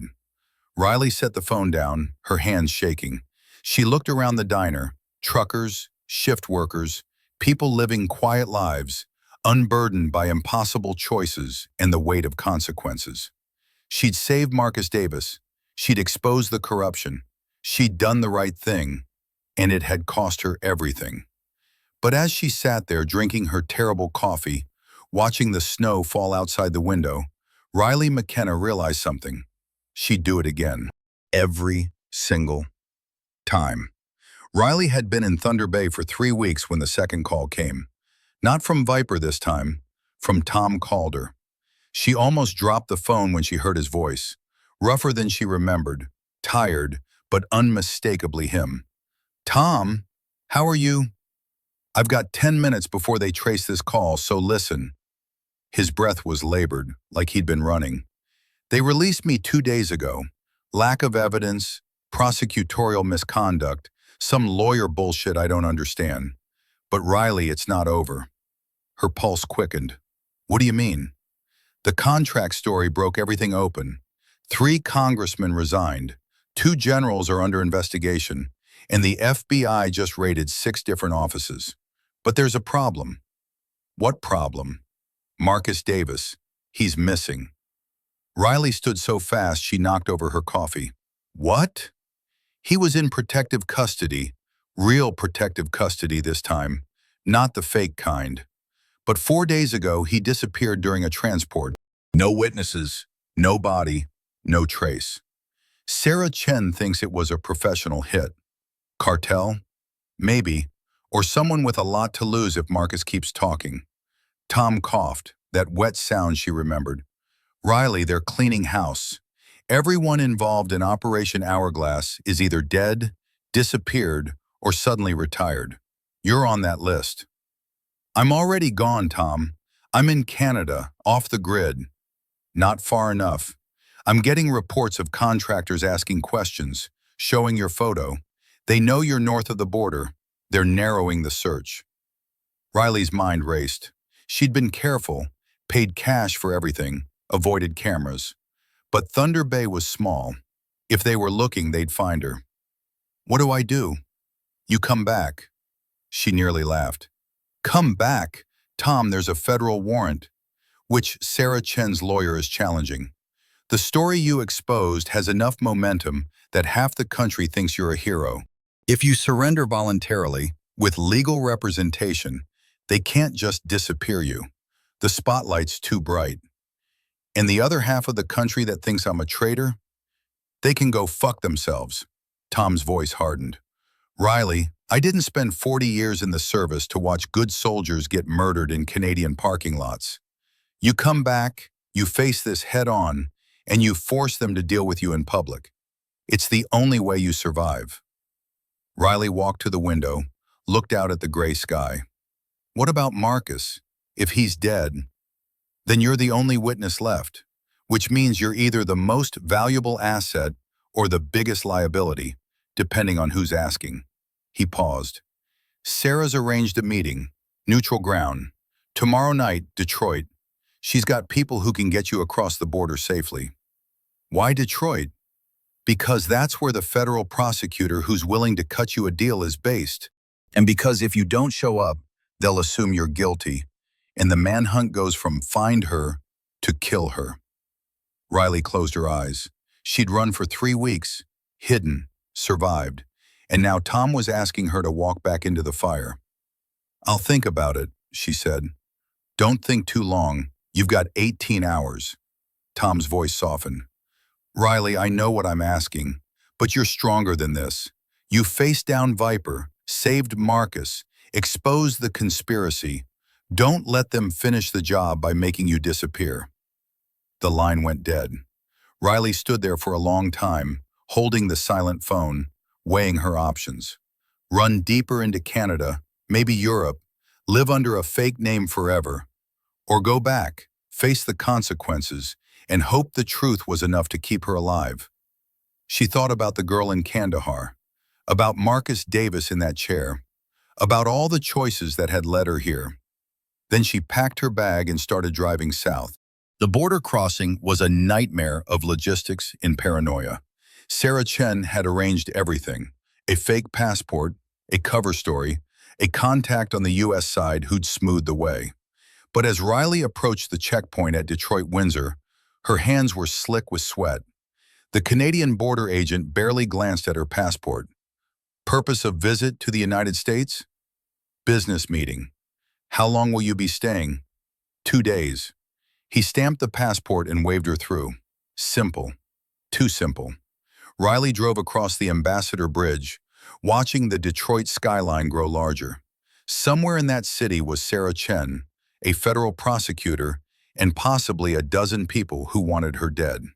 She parked in a public garage downtown and walked 3 blocks to the meeting point, a coffee shop called The Grind, chosen because it was public, well-lit, and had multiple exits.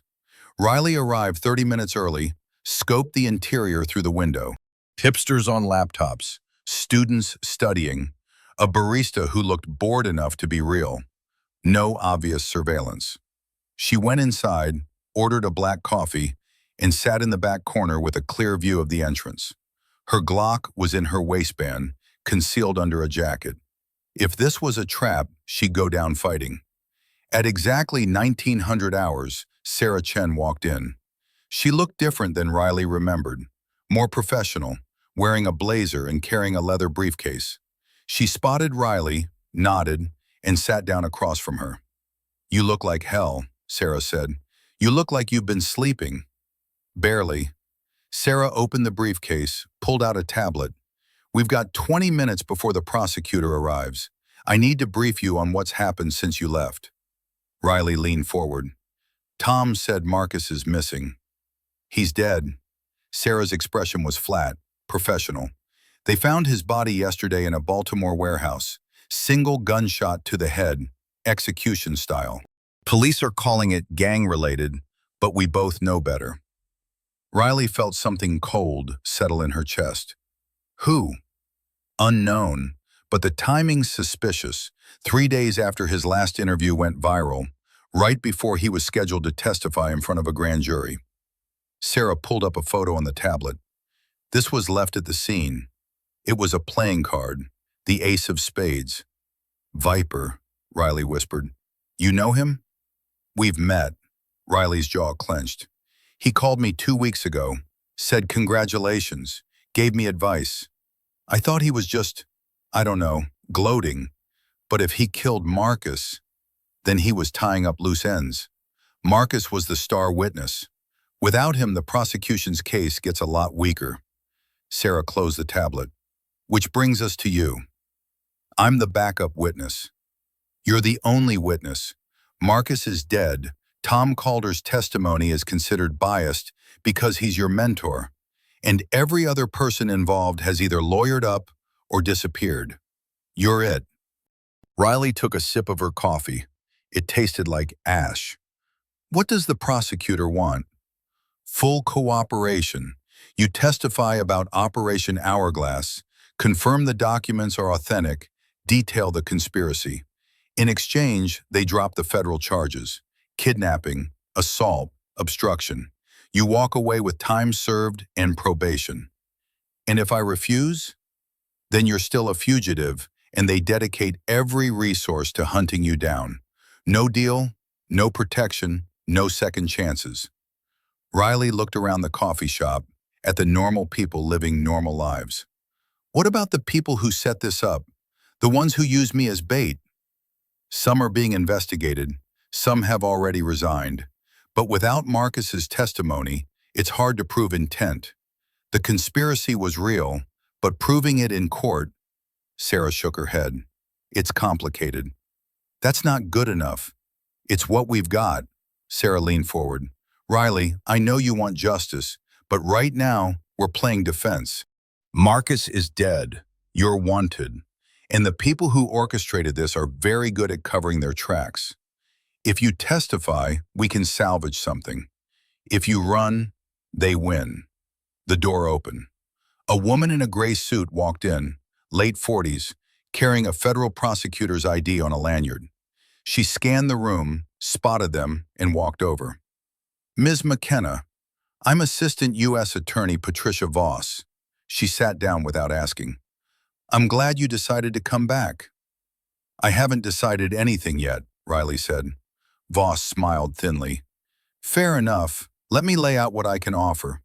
You testify in front of a grand jury, provide sworn statements confirming the authenticity of the leaked documents, and cooperate fully with the ongoing investigation. In return, all federal charges are dropped. You'll be placed on probation for 2 years, but no jail time, no felony record." "And my military record?" "Other than honorable discharge. It's the best I can do. The Corps wants distance from this scandal, and that means cutting ties with everyone involved." Riley felt the words like a punch. Other than honorable. Not quite dishonorable, but close enough. Her career, her identity, everything she'd built, gone. "What about protection?" she asked. "Marcus is dead. What's to stop someone from coming after me? We'll provide witness protection if you feel threatened. But given the media attention, an overt hit would be unwise for anyone involved. Marcus had media attention. He's still dead. Voss's expression hardened. Mr. Davis's death is under investigation. We believe it was an isolated incident. You believe wrong. Perhaps, but that's not the issue on the table. Voss pulled out a document. This is a cooperation agreement. Sign it and we move forward. Don't sign it and I activate the federal warrant currently sitting on my desk. Your choice. Riley looked at the paper, then at Sarah, then at Voss. I need time to think. You have 10 minutes. I'll be at the counter. Voss stood and walked away. Sarah waited until she was out of earshot before speaking. It's a decent deal, Riley. Better than you'd get if you went to trial. It's a surrender. It's survival. Sarah met her eyes. You did everything right. You saved Marcus, exposed the conspiracy, forced accountability, but you can't win this by yourself. Sometimes survival is the victory. Riley thought about Viper's phone call. Find new purpose. Old life is dead. Accept this. She thought about Tom, arrested and released, his career in ruins because he'd helped her. She thought about Marcus Davis, who'd told the truth and died for it. If I sign this, Riley said slowly, I'm agreeing that what they did was acceptable, that using soldiers as pawns, that letting people die for political cover, that it's all just business as usual. No, you're agreeing to live long enough to fight another day. Sarah's voice was gentle. Riley, you're 27 years old. You have your whole life ahead of you. Don't throw it away because the system is broken. The system killed Marcus. And if you're dead, who's left to remember that? Riley closed her eyes. She could feel the weight of the Glock against her spine, the temptation to walk out of this coffee shop and disappear forever. But Sarah was right. Running solved nothing, and dying solved even less. She opened her eyes. Get Voss back here. The grand jury hearing took place in a federal courthouse in Detroit, in a windowless room that smelled like old carpet and recycled air. Riley sat at a table facing 23 strangers whose job was to decide if the conspiracy she'd exposed was real or if she was just a troubled soldier with an axe to grind. Patricia Voss stood at a lectern, guiding her through the testimony with surgical precision. Miss McKenna, on the date in question, you were positioned as an Overwatch sniper for a convoy interdiction operation. Is that correct? Yes, ma'am. And you were given a direct order to fire on a high-value target. Is that correct? Yes, ma'am. But you refused. Can you explain why? Riley took a breath. There was a civilian in my firing lane, a hostage, positioned deliberately to create a moral dilemma. If I'd taken the shot, I would have killed him. And you believe saving this hostage was more important than completing your mission? I believe that killing an innocent man to eliminate a target who could be captured later was wrong. Voss pulled up a photo on a screen. Marcus Davis, alive, smiling in some official portrait. This is the man you saved, Marcus Davis, a civilian engineer who later testified about corruption in federal contracting. Did you know who he was when you refused a shot? No, ma'am. I just knew he was an innocent. Ms. McKenna, the government's position is that Operation Hourglass was a legitimate counterterrorism action, and that your refusal to follow orders allowed a dangerous individual to escape. How do you respond to that? Riley looked directly at the jury. I respond by saying that Operation Hourglass was never about counterterrorism. It was about making sure Marcus Davis survived to testify, but in a way that looked accidental. They needed someone to refuse the shot, and they picked me because my psyche valve flagged me as hesitant after a previous incident. Murmurs from the jury. Voss held up a hand. That's a serious allegation. Do you have proof? I have leaked documents, transcripts, and communications that show command knew about the hostage before the operation began. They knew I'd see him. They knew I'd refuse, and they knew it would destroy my career while keeping their hands clean. Voss pulled up the transcripts on the screen. The jury leaned forward, reading. Riley continued. Marcus Davis was supposed to die in that chair, not because the cartel wanted him dead, but because his testimony was inconvenient. When I saved him instead, I became a problem. So they discredited me, suspended me, and tried to bury the story. But Mr. Davis did testify. Publicly. How does that fit your theory? Because I went rogue. I broke him out of protective custody, got him to a journalist, and forced the story into the open. If I'd followed the plan, taken the psych discharge, disappeared quietly, Marcus would have been relocated and silenced. Instead, he told the truth. And now Mr. Davis is dead. The room went silent. Riley's voice was steady. Yes, ma'am. Now he's dead. Executed 3 days after his last interview. The same interview where he named names, detailed contracts, and implicated people powerful enough to make him disappear. One of the jurors raised a hand. Ms. McKenna, are you saying the government killed Mr. Davis? I'm saying someone did. And I'm saying the same people who orchestrated Operation Hourglass had motive, means, and opportunity. Voss stepped in. The court acknowledges that Mr. Davis's death is under investigation. However, that investigation is separate from these proceedings. She turned back to Riley. Ms. McKenna, do you believe your actions were justified? Riley met her eyes. I believe saving a man's life is always justified, even if it costs everything. The questioning continued for 3 more hours. Voss walked Riley through every detail: the convoy, the hostage, Viper, the escape, the leaked documents. By the end, Riley's throat was raw and her hands were shaking. But she'd told the truth. The jury deliberated for 2 days. When they returned, their decision was sealed. Grand jury proceedings were secret, but Patricia Voss gave Riley the summary in her office. They've issued indictments, Voss said. 3 former officers, 2 contractors, and 1 civilian official. Conspiracy, obstruction of justice, witness tampering. It's not everyone, but it's a start. Riley felt something loosen in her chest. And me? Your deal stands. Charges dropped, probation, other than honorable discharge. Voss slid a document across the desk. Sign here, and you're free to go. Riley signed. Her hand didn't shake. Riley walked out of the federal courthouse into cold Detroit rain. She'd been inside for 6 hours, and the sky had turned dark, the streetlights reflecting off wet pavement. She pulled her jacket tight and started walking toward the parking garage where she'd left her car. She made it half a block before she felt it. The instinct every sniper developed, the crawling sensation of being in someone's crosshairs. Riley stopped, scanned rooftops, windows, angles.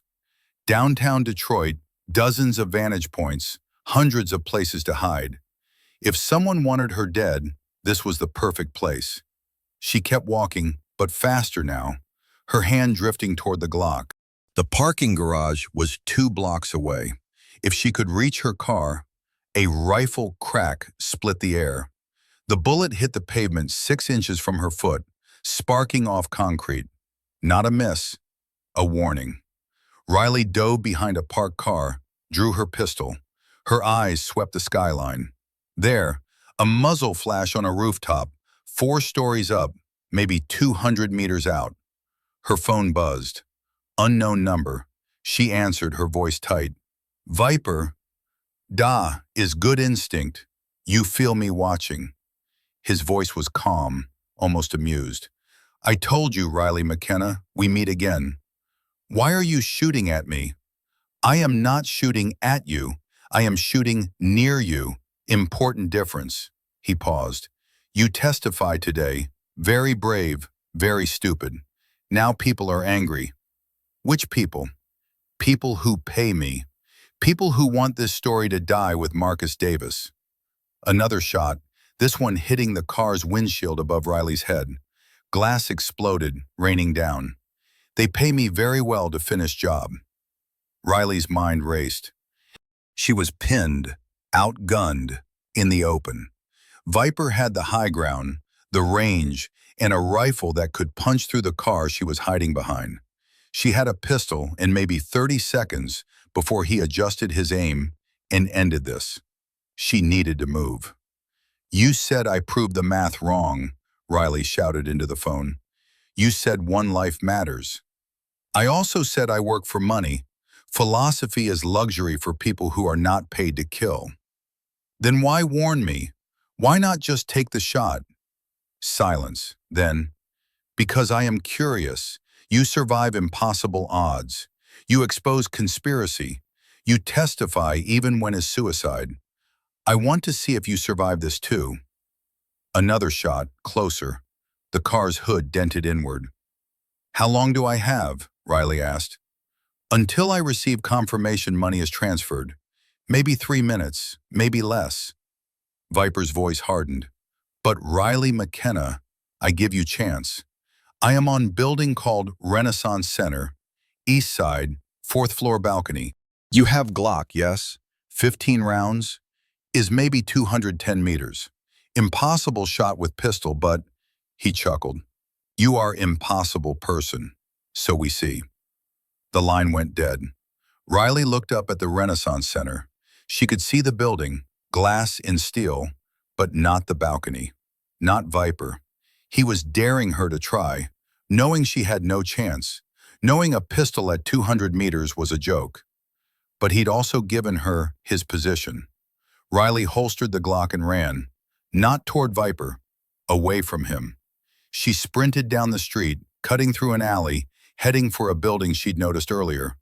An old parking structure, 6 stories, directly across from the Renaissance Center. She took the stairs 3 at a time, lungs burning, legs screaming. 5th floor, 6th floor, roof access locked. She kicked it open, burst onto the rooftop.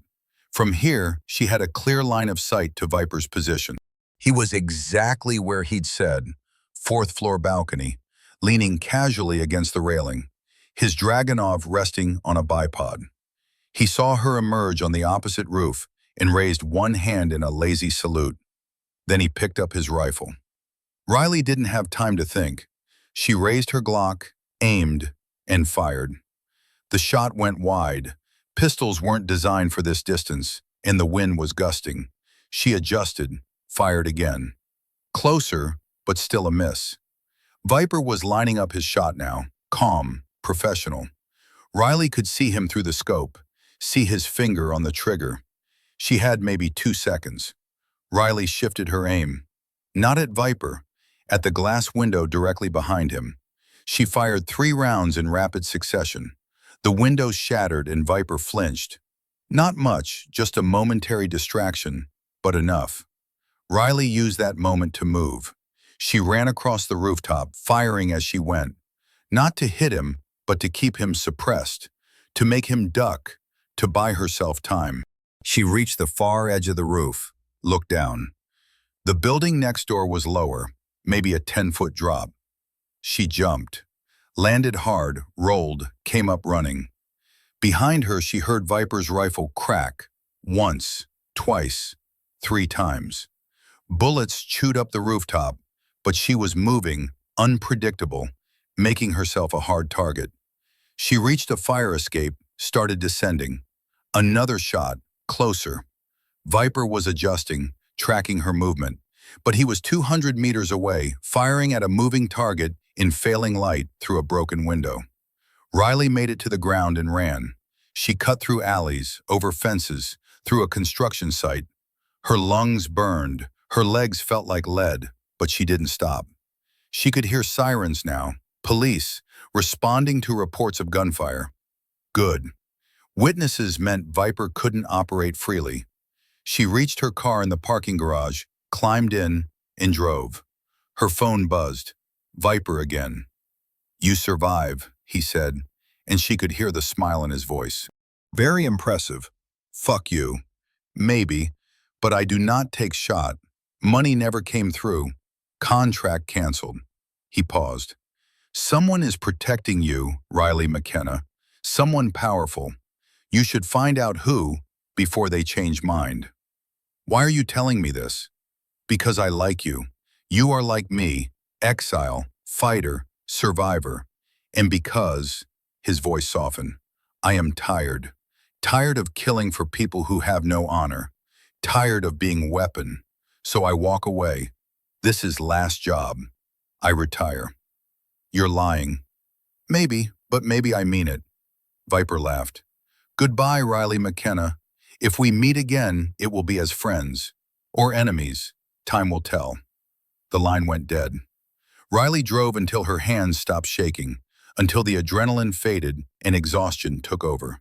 Then she pulled into a rest stop, parked in the back corner, and closed her eyes. Someone had canceled the contract. Someone powerful. But who? Riley didn't sleep that night.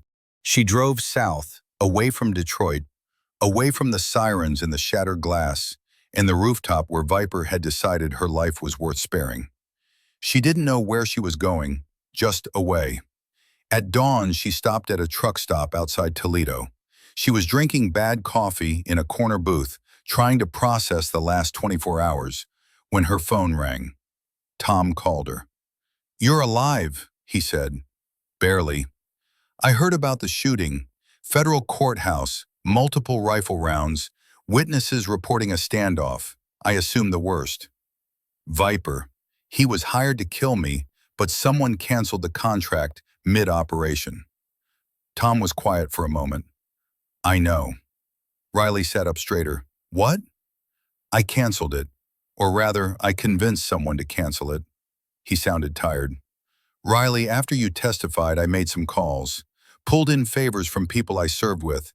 People who owe me. People who still believe in something other than money. One of them was a general who sits on the Senate Armed Services Committee. I told him what happened, showed him the documents, explained that you were the only honest soldier in this whole clusterfuck. And he agreed to intervene. Made some calls, applied some pressure. Turns out the contract on your life was funded through a black budget account tied to one of the contractors you exposed. When he threatened to audit it, they backed off. Riley felt something crack inside her chest. Tom, you didn't have to. Yes, I did. You were my student, Riley. I taught you to follow orders, to trust the chain of command, to believe in the mission.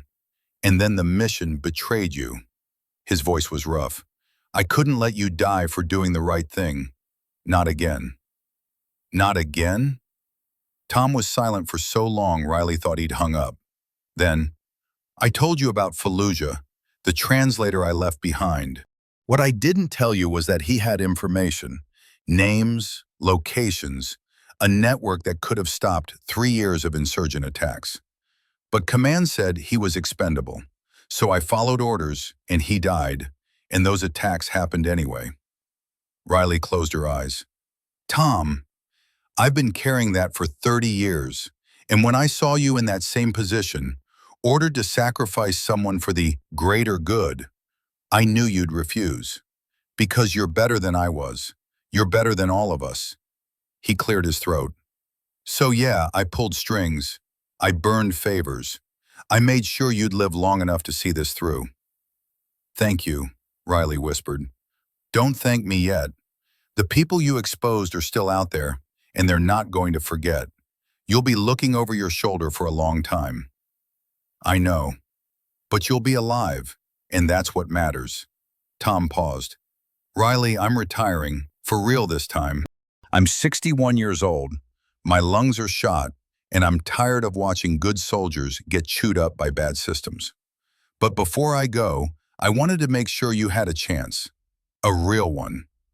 What do I do now? You live. You find a new purpose. You become someone who isn't defined by what happened. His voice softened. And maybe, someday, you forgive yourself for Kandahar. Riley felt tears stinging her eyes. I don't know if I can.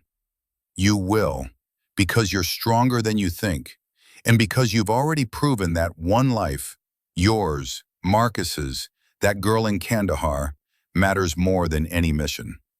He coughed, that wet, rattling sound. Take care of yourself, Riley McKenna. You've earned it. The line went dead. Riley sat in the booth for a long time, watching truckers come and go, watching the sun rise over the highway. She thought about Tom Calder, about Marcus Davis, about Viper walking away from his last job. She thought about the girl in Kandahar, and for the first time she let herself believe that maybe, just maybe, she'd done enough. 3 months later, Riley was working in a hardware store in Asheville, North Carolina. It wasn't glamorous. She spent her days stocking shelves, helping customers find the right screws, cutting keys. She wore a name tag that said Rachel and lived in a studio apartment above a coffee shop. No one knew who she really was. No one asked. It was quiet, simple, safe.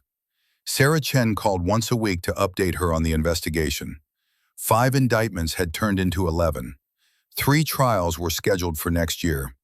The contracts that had killed Marcus Davis were being audited, and several politicians had announced they wouldn't seek re-election.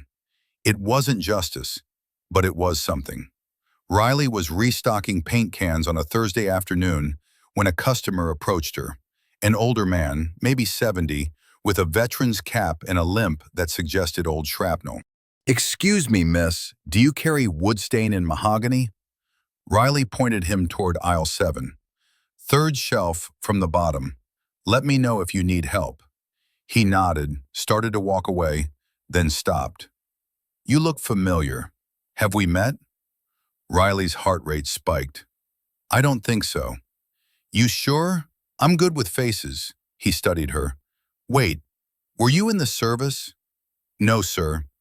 "Huh, could have sworn." He shrugged. "Well, thanks anyway." He walked off, and Riley exhaled slowly. False alarm. Just an old vet seeing ghosts in every young face. But it was a reminder. She'd never really be safe. Someone, somewhere, would always recognize her. The testimony, the news coverage, the viral photos, they'd made her famous. Infamous. She finished her shift and walked home through Asheville's downtown, past breweries and art galleries and street musicians. Normal people doing normal things. She envied them. Her phone buzzed. Unknown number. She almost didn't answer, but something made her. "Yeah?" "Riley McKenna." A woman's voice, unfamiliar. "My name is Colonel Rebecca Hart, U.S. Army Special Operations Command. I'd like to talk to you about a job." Riley stopped walking. "I'm not in the Army anymore." "I know. Other than honorable discharge, probation, blacklisted from federal employment. I've read your file." A pause. "I've also read what you did. Operation Hourglass, the testimony, exposing corruption at the highest levels. That takes guts. What do you want?" "I run a program, small, off the books, designed to handle situations where the chain of command is compromised. We need people who can think independently, who won't blindly follow orders, who have a conscience." Hart's voice was steady, professional. "We need people like you." "I'm done being used." "This isn't using you. This is giving you a choice. Work for us. Help us clean up the mess people like the ones you expose create. Or don't and keep stocking shelves. Either way, you've earned the right to decide."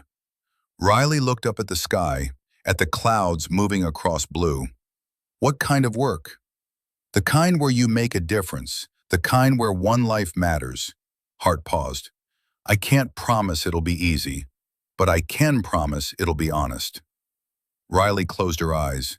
She thought about Tom Calder, about Marcus Davis, about the girl in Kandahar. She thought about Viper, walking away from his last job, trying to find redemption. She thought about who she'd been and who she could become. "I'll think about it," she said. "Fair enough. I'll call you next week." Hart's tone softened. "For what it's worth, Sergeant McKenna, you did the right thing. Don't let anyone tell you otherwise." The line went dead. Riley stood on the sidewalk for a long time, watching people pass by, thinking about choices and consequences and the weight of doing what's right when everything says you're wrong. Then she walked home, climbed the stairs to her apartment, and sat by the window. She didn't know what came next, but for the first time in months, she felt something she hadn't felt since before Kandahar. Hope. Colonel Rebecca Hart called exactly 1 week later at 0600 hours. Riley was awake. She was always awake at 0600, drinking coffee and watching the sunrise. "Have you thought about my offer?" Hart asked, no preamble.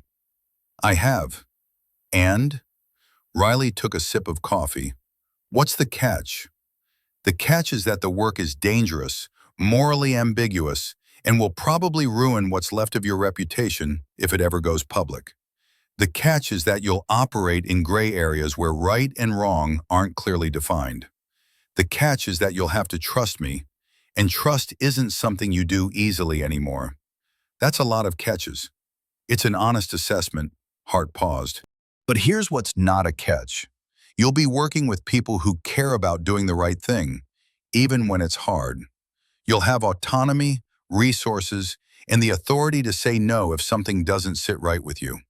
And you'll be part of something that matters. Riley watched a crow land on her fire escape, cocking its head like it was listening.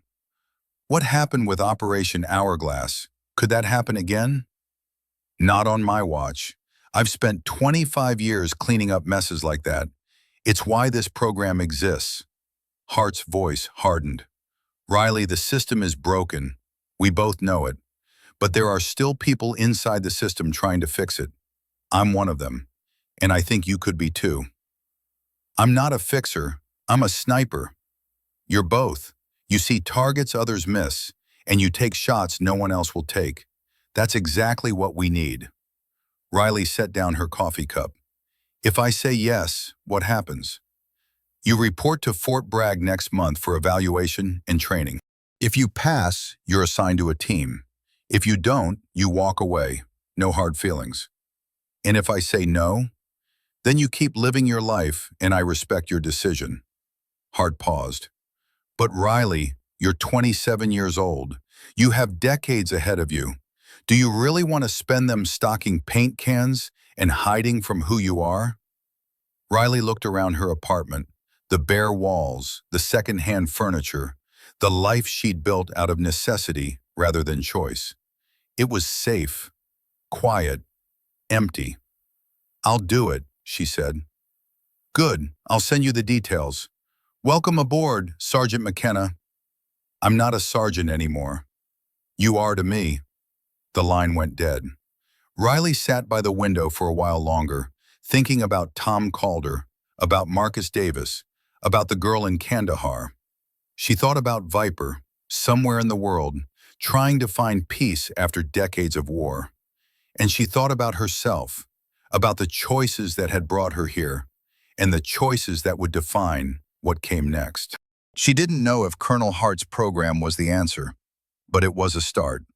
And sometimes that was enough. 6 months later, Riley McKenna stood on a rooftop in Mogadishu, her eye pressed to a scope, watching a target through a window 800 meters away. Her spotter, a young Marine named Chen, whispered into his radio. "Wind 3 knots, quartering left, range 815, target is stationary." Riley adjusted her aim. The rifle was a new one, not the Barrett from Operation Hourglass, but a custom .300 Win Mag that felt like an extension of her body. Hart's program had good gear. Through the scope, she could see the target clearly. Male, late 30s, sitting at a desk, reviewing documents. Intelligence said he was a financier for a terror network, responsible for routing funds that had killed hundreds. The kind of person who never pulled a trigger but made sure others did. "Overwatch, you are cleared hot." Hart's voice crackled through Riley's earpiece. "Confirm target ID." Riley zoomed in. The man's face matched the photo she'd been given. Confirmed. Her finger moved to the trigger. Muscle memory, training, the cold calculus of putting a round through a human being. And then she saw movement in the room. A child, maybe 5 years old, walking into frame, holding a toy. The target, the financier, the terrorist, the evil man, smiled and picked up the child, setting them on his lap. Riley's breath stopped. Overwatch, confirmed shot, Hart said. Riley watched through the scope. The child was playing, oblivious. The target was reviewing documents, one hand on the papers, one hand on his child's shoulder. One shot, clean kill, mission complete. But the child was right there. Overwatch, status? Hart's voice was patient, not pushing. Riley thought about Kandahar, about the girl spinning through the air, about the acceptable losses, about the math that said some lives mattered more than others. She thought about Marcus Davis in that chair, about the choice she'd made, about the cost. Her finger eased off the trigger. Negative shot, Riley said quietly. Civilian in the line of fire. Child, approximately 5 years old. Too high risk of collateral damage. Silence on the radio. Then Hart. Copy. Stand down. We'll reassess. Chen looked at her surprised. Sarge, the window might not... I said stand down, Marine. He nodded, confused but obedient. Riley pulled back from the scope, her heart pounding. She'd refused the shot. Again. Just like Operation Hourglass. Just like the moment that had destroyed her career. And she waited for the fallout. Hart's voice came through calm. Good call, Overwatch. Intel didn't mention a child in the household. We'll adjust the plan and try again tomorrow when the target's alone. Riley exhaled slowly. Copy. And Riley, Hart's voice softened, that's why you're here, because you see what others don't. Because you know the difference between a mission and murder. The radio went silent. Chen was still looking at her. Sarge, can I ask you something? Go ahead. You ever regret refusing a shot? Riley thought about it. About Marcus Davis, alive because she'd hesitated. About the girl in Kandahar, wounded because she hadn't. Every day, she said honestly, but I'd regret taking it more. Chen nodded slowly. That's pretty good wisdom. It's not wisdom, it's just trying not to be a monster. Riley started packing up her gear. Come on, we've got a long walk back to base. They descended from the rooftop as the sun set over Mogadishu, painting the sky orange and red. Riley thought about Colonel Hart, about the program, about the second chance she'd been given. She thought about Tom Calder, retired now, living quietly in Montana, sending her emails about fly fishing and old war stories. She thought about Sarah Chen, still chasing corruption, still publishing the truth. And she thought about Viper, wherever he was, hoping he'd found the peace he'd been looking for. Riley McKenna had been a lot of things. A soldier, a sniper, a whistleblower, a fugitive.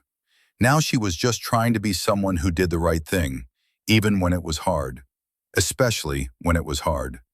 The mission in Mogadishu was scrubbed 2 days later, not because Riley had refused the shot, but because intelligence revealed the target had moved locations, and pursuing him would risk civilian casualties Hart wasn't willing to accept.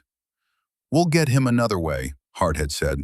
Patience wins wars, not body counts. Riley respected that. She'd been with the program for 8 months now, and it was everything Hart had promised. Hard, ambiguous, dangerous, but honest. They operated in the spaces where conventional military couldn't. Hostage rescues that weren't sanctioned. Intelligence gathering that skirted legality. Interventions that required people who could think independently and wouldn't blindly follow orders. Riley had found her place. She was sitting in the team's operations center at Fort Bragg, reviewing after-action reports, when Hart walked in. McKenna, got a minute? Yes, ma'am. Hart sat down across from her, pulled out a folder. I've got something for you. Not a mission, an update. Riley's stomach tightened. About what? Tom Calder. He passed away last night. Complications from lung disease. The words hit Riley like a physical blow. She'd known Tom was sick. He'd mentioned it in his emails, downplayed it, said the doctors were optimistic. But somewhere in her heart, she'd believed he was indestructible. He left this for you. Hart handed her an envelope. Gave it to me 6 months ago. Said to deliver it when the time came. Riley took the envelope with shaking hands. Hart stood, squeezed her shoulder once, and left. Riley sat alone in the operations center, staring at the envelope. Tom's handwriting, familiar and steady. She opened it. Riley, if you're reading this, I'm dead. Which is fine. I'm old, I'm tired, and I've seen enough wars for 3 lifetimes. I'm writing this because I need you to know something. What you did, refusing that shot, saving Marcus Davis, exposing the corruption, it wasn't a mistake. It wasn't weakness. It was the bravest thing I've ever seen. I spent 30 years following orders. I did terrible things because I was told they were necessary, and I lived with that weight every single day. But you had the courage to say no, to choose your conscience over your career, to risk everything for one life. That's not weakness, that's strength. I don't know what you're doing now, but I hope you found peace.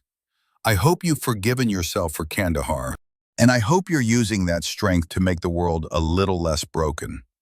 You were the best student I ever had, not because you were the best shot, but because you understood what too many soldiers forget, that we're supposed to protect people, not just eliminate targets.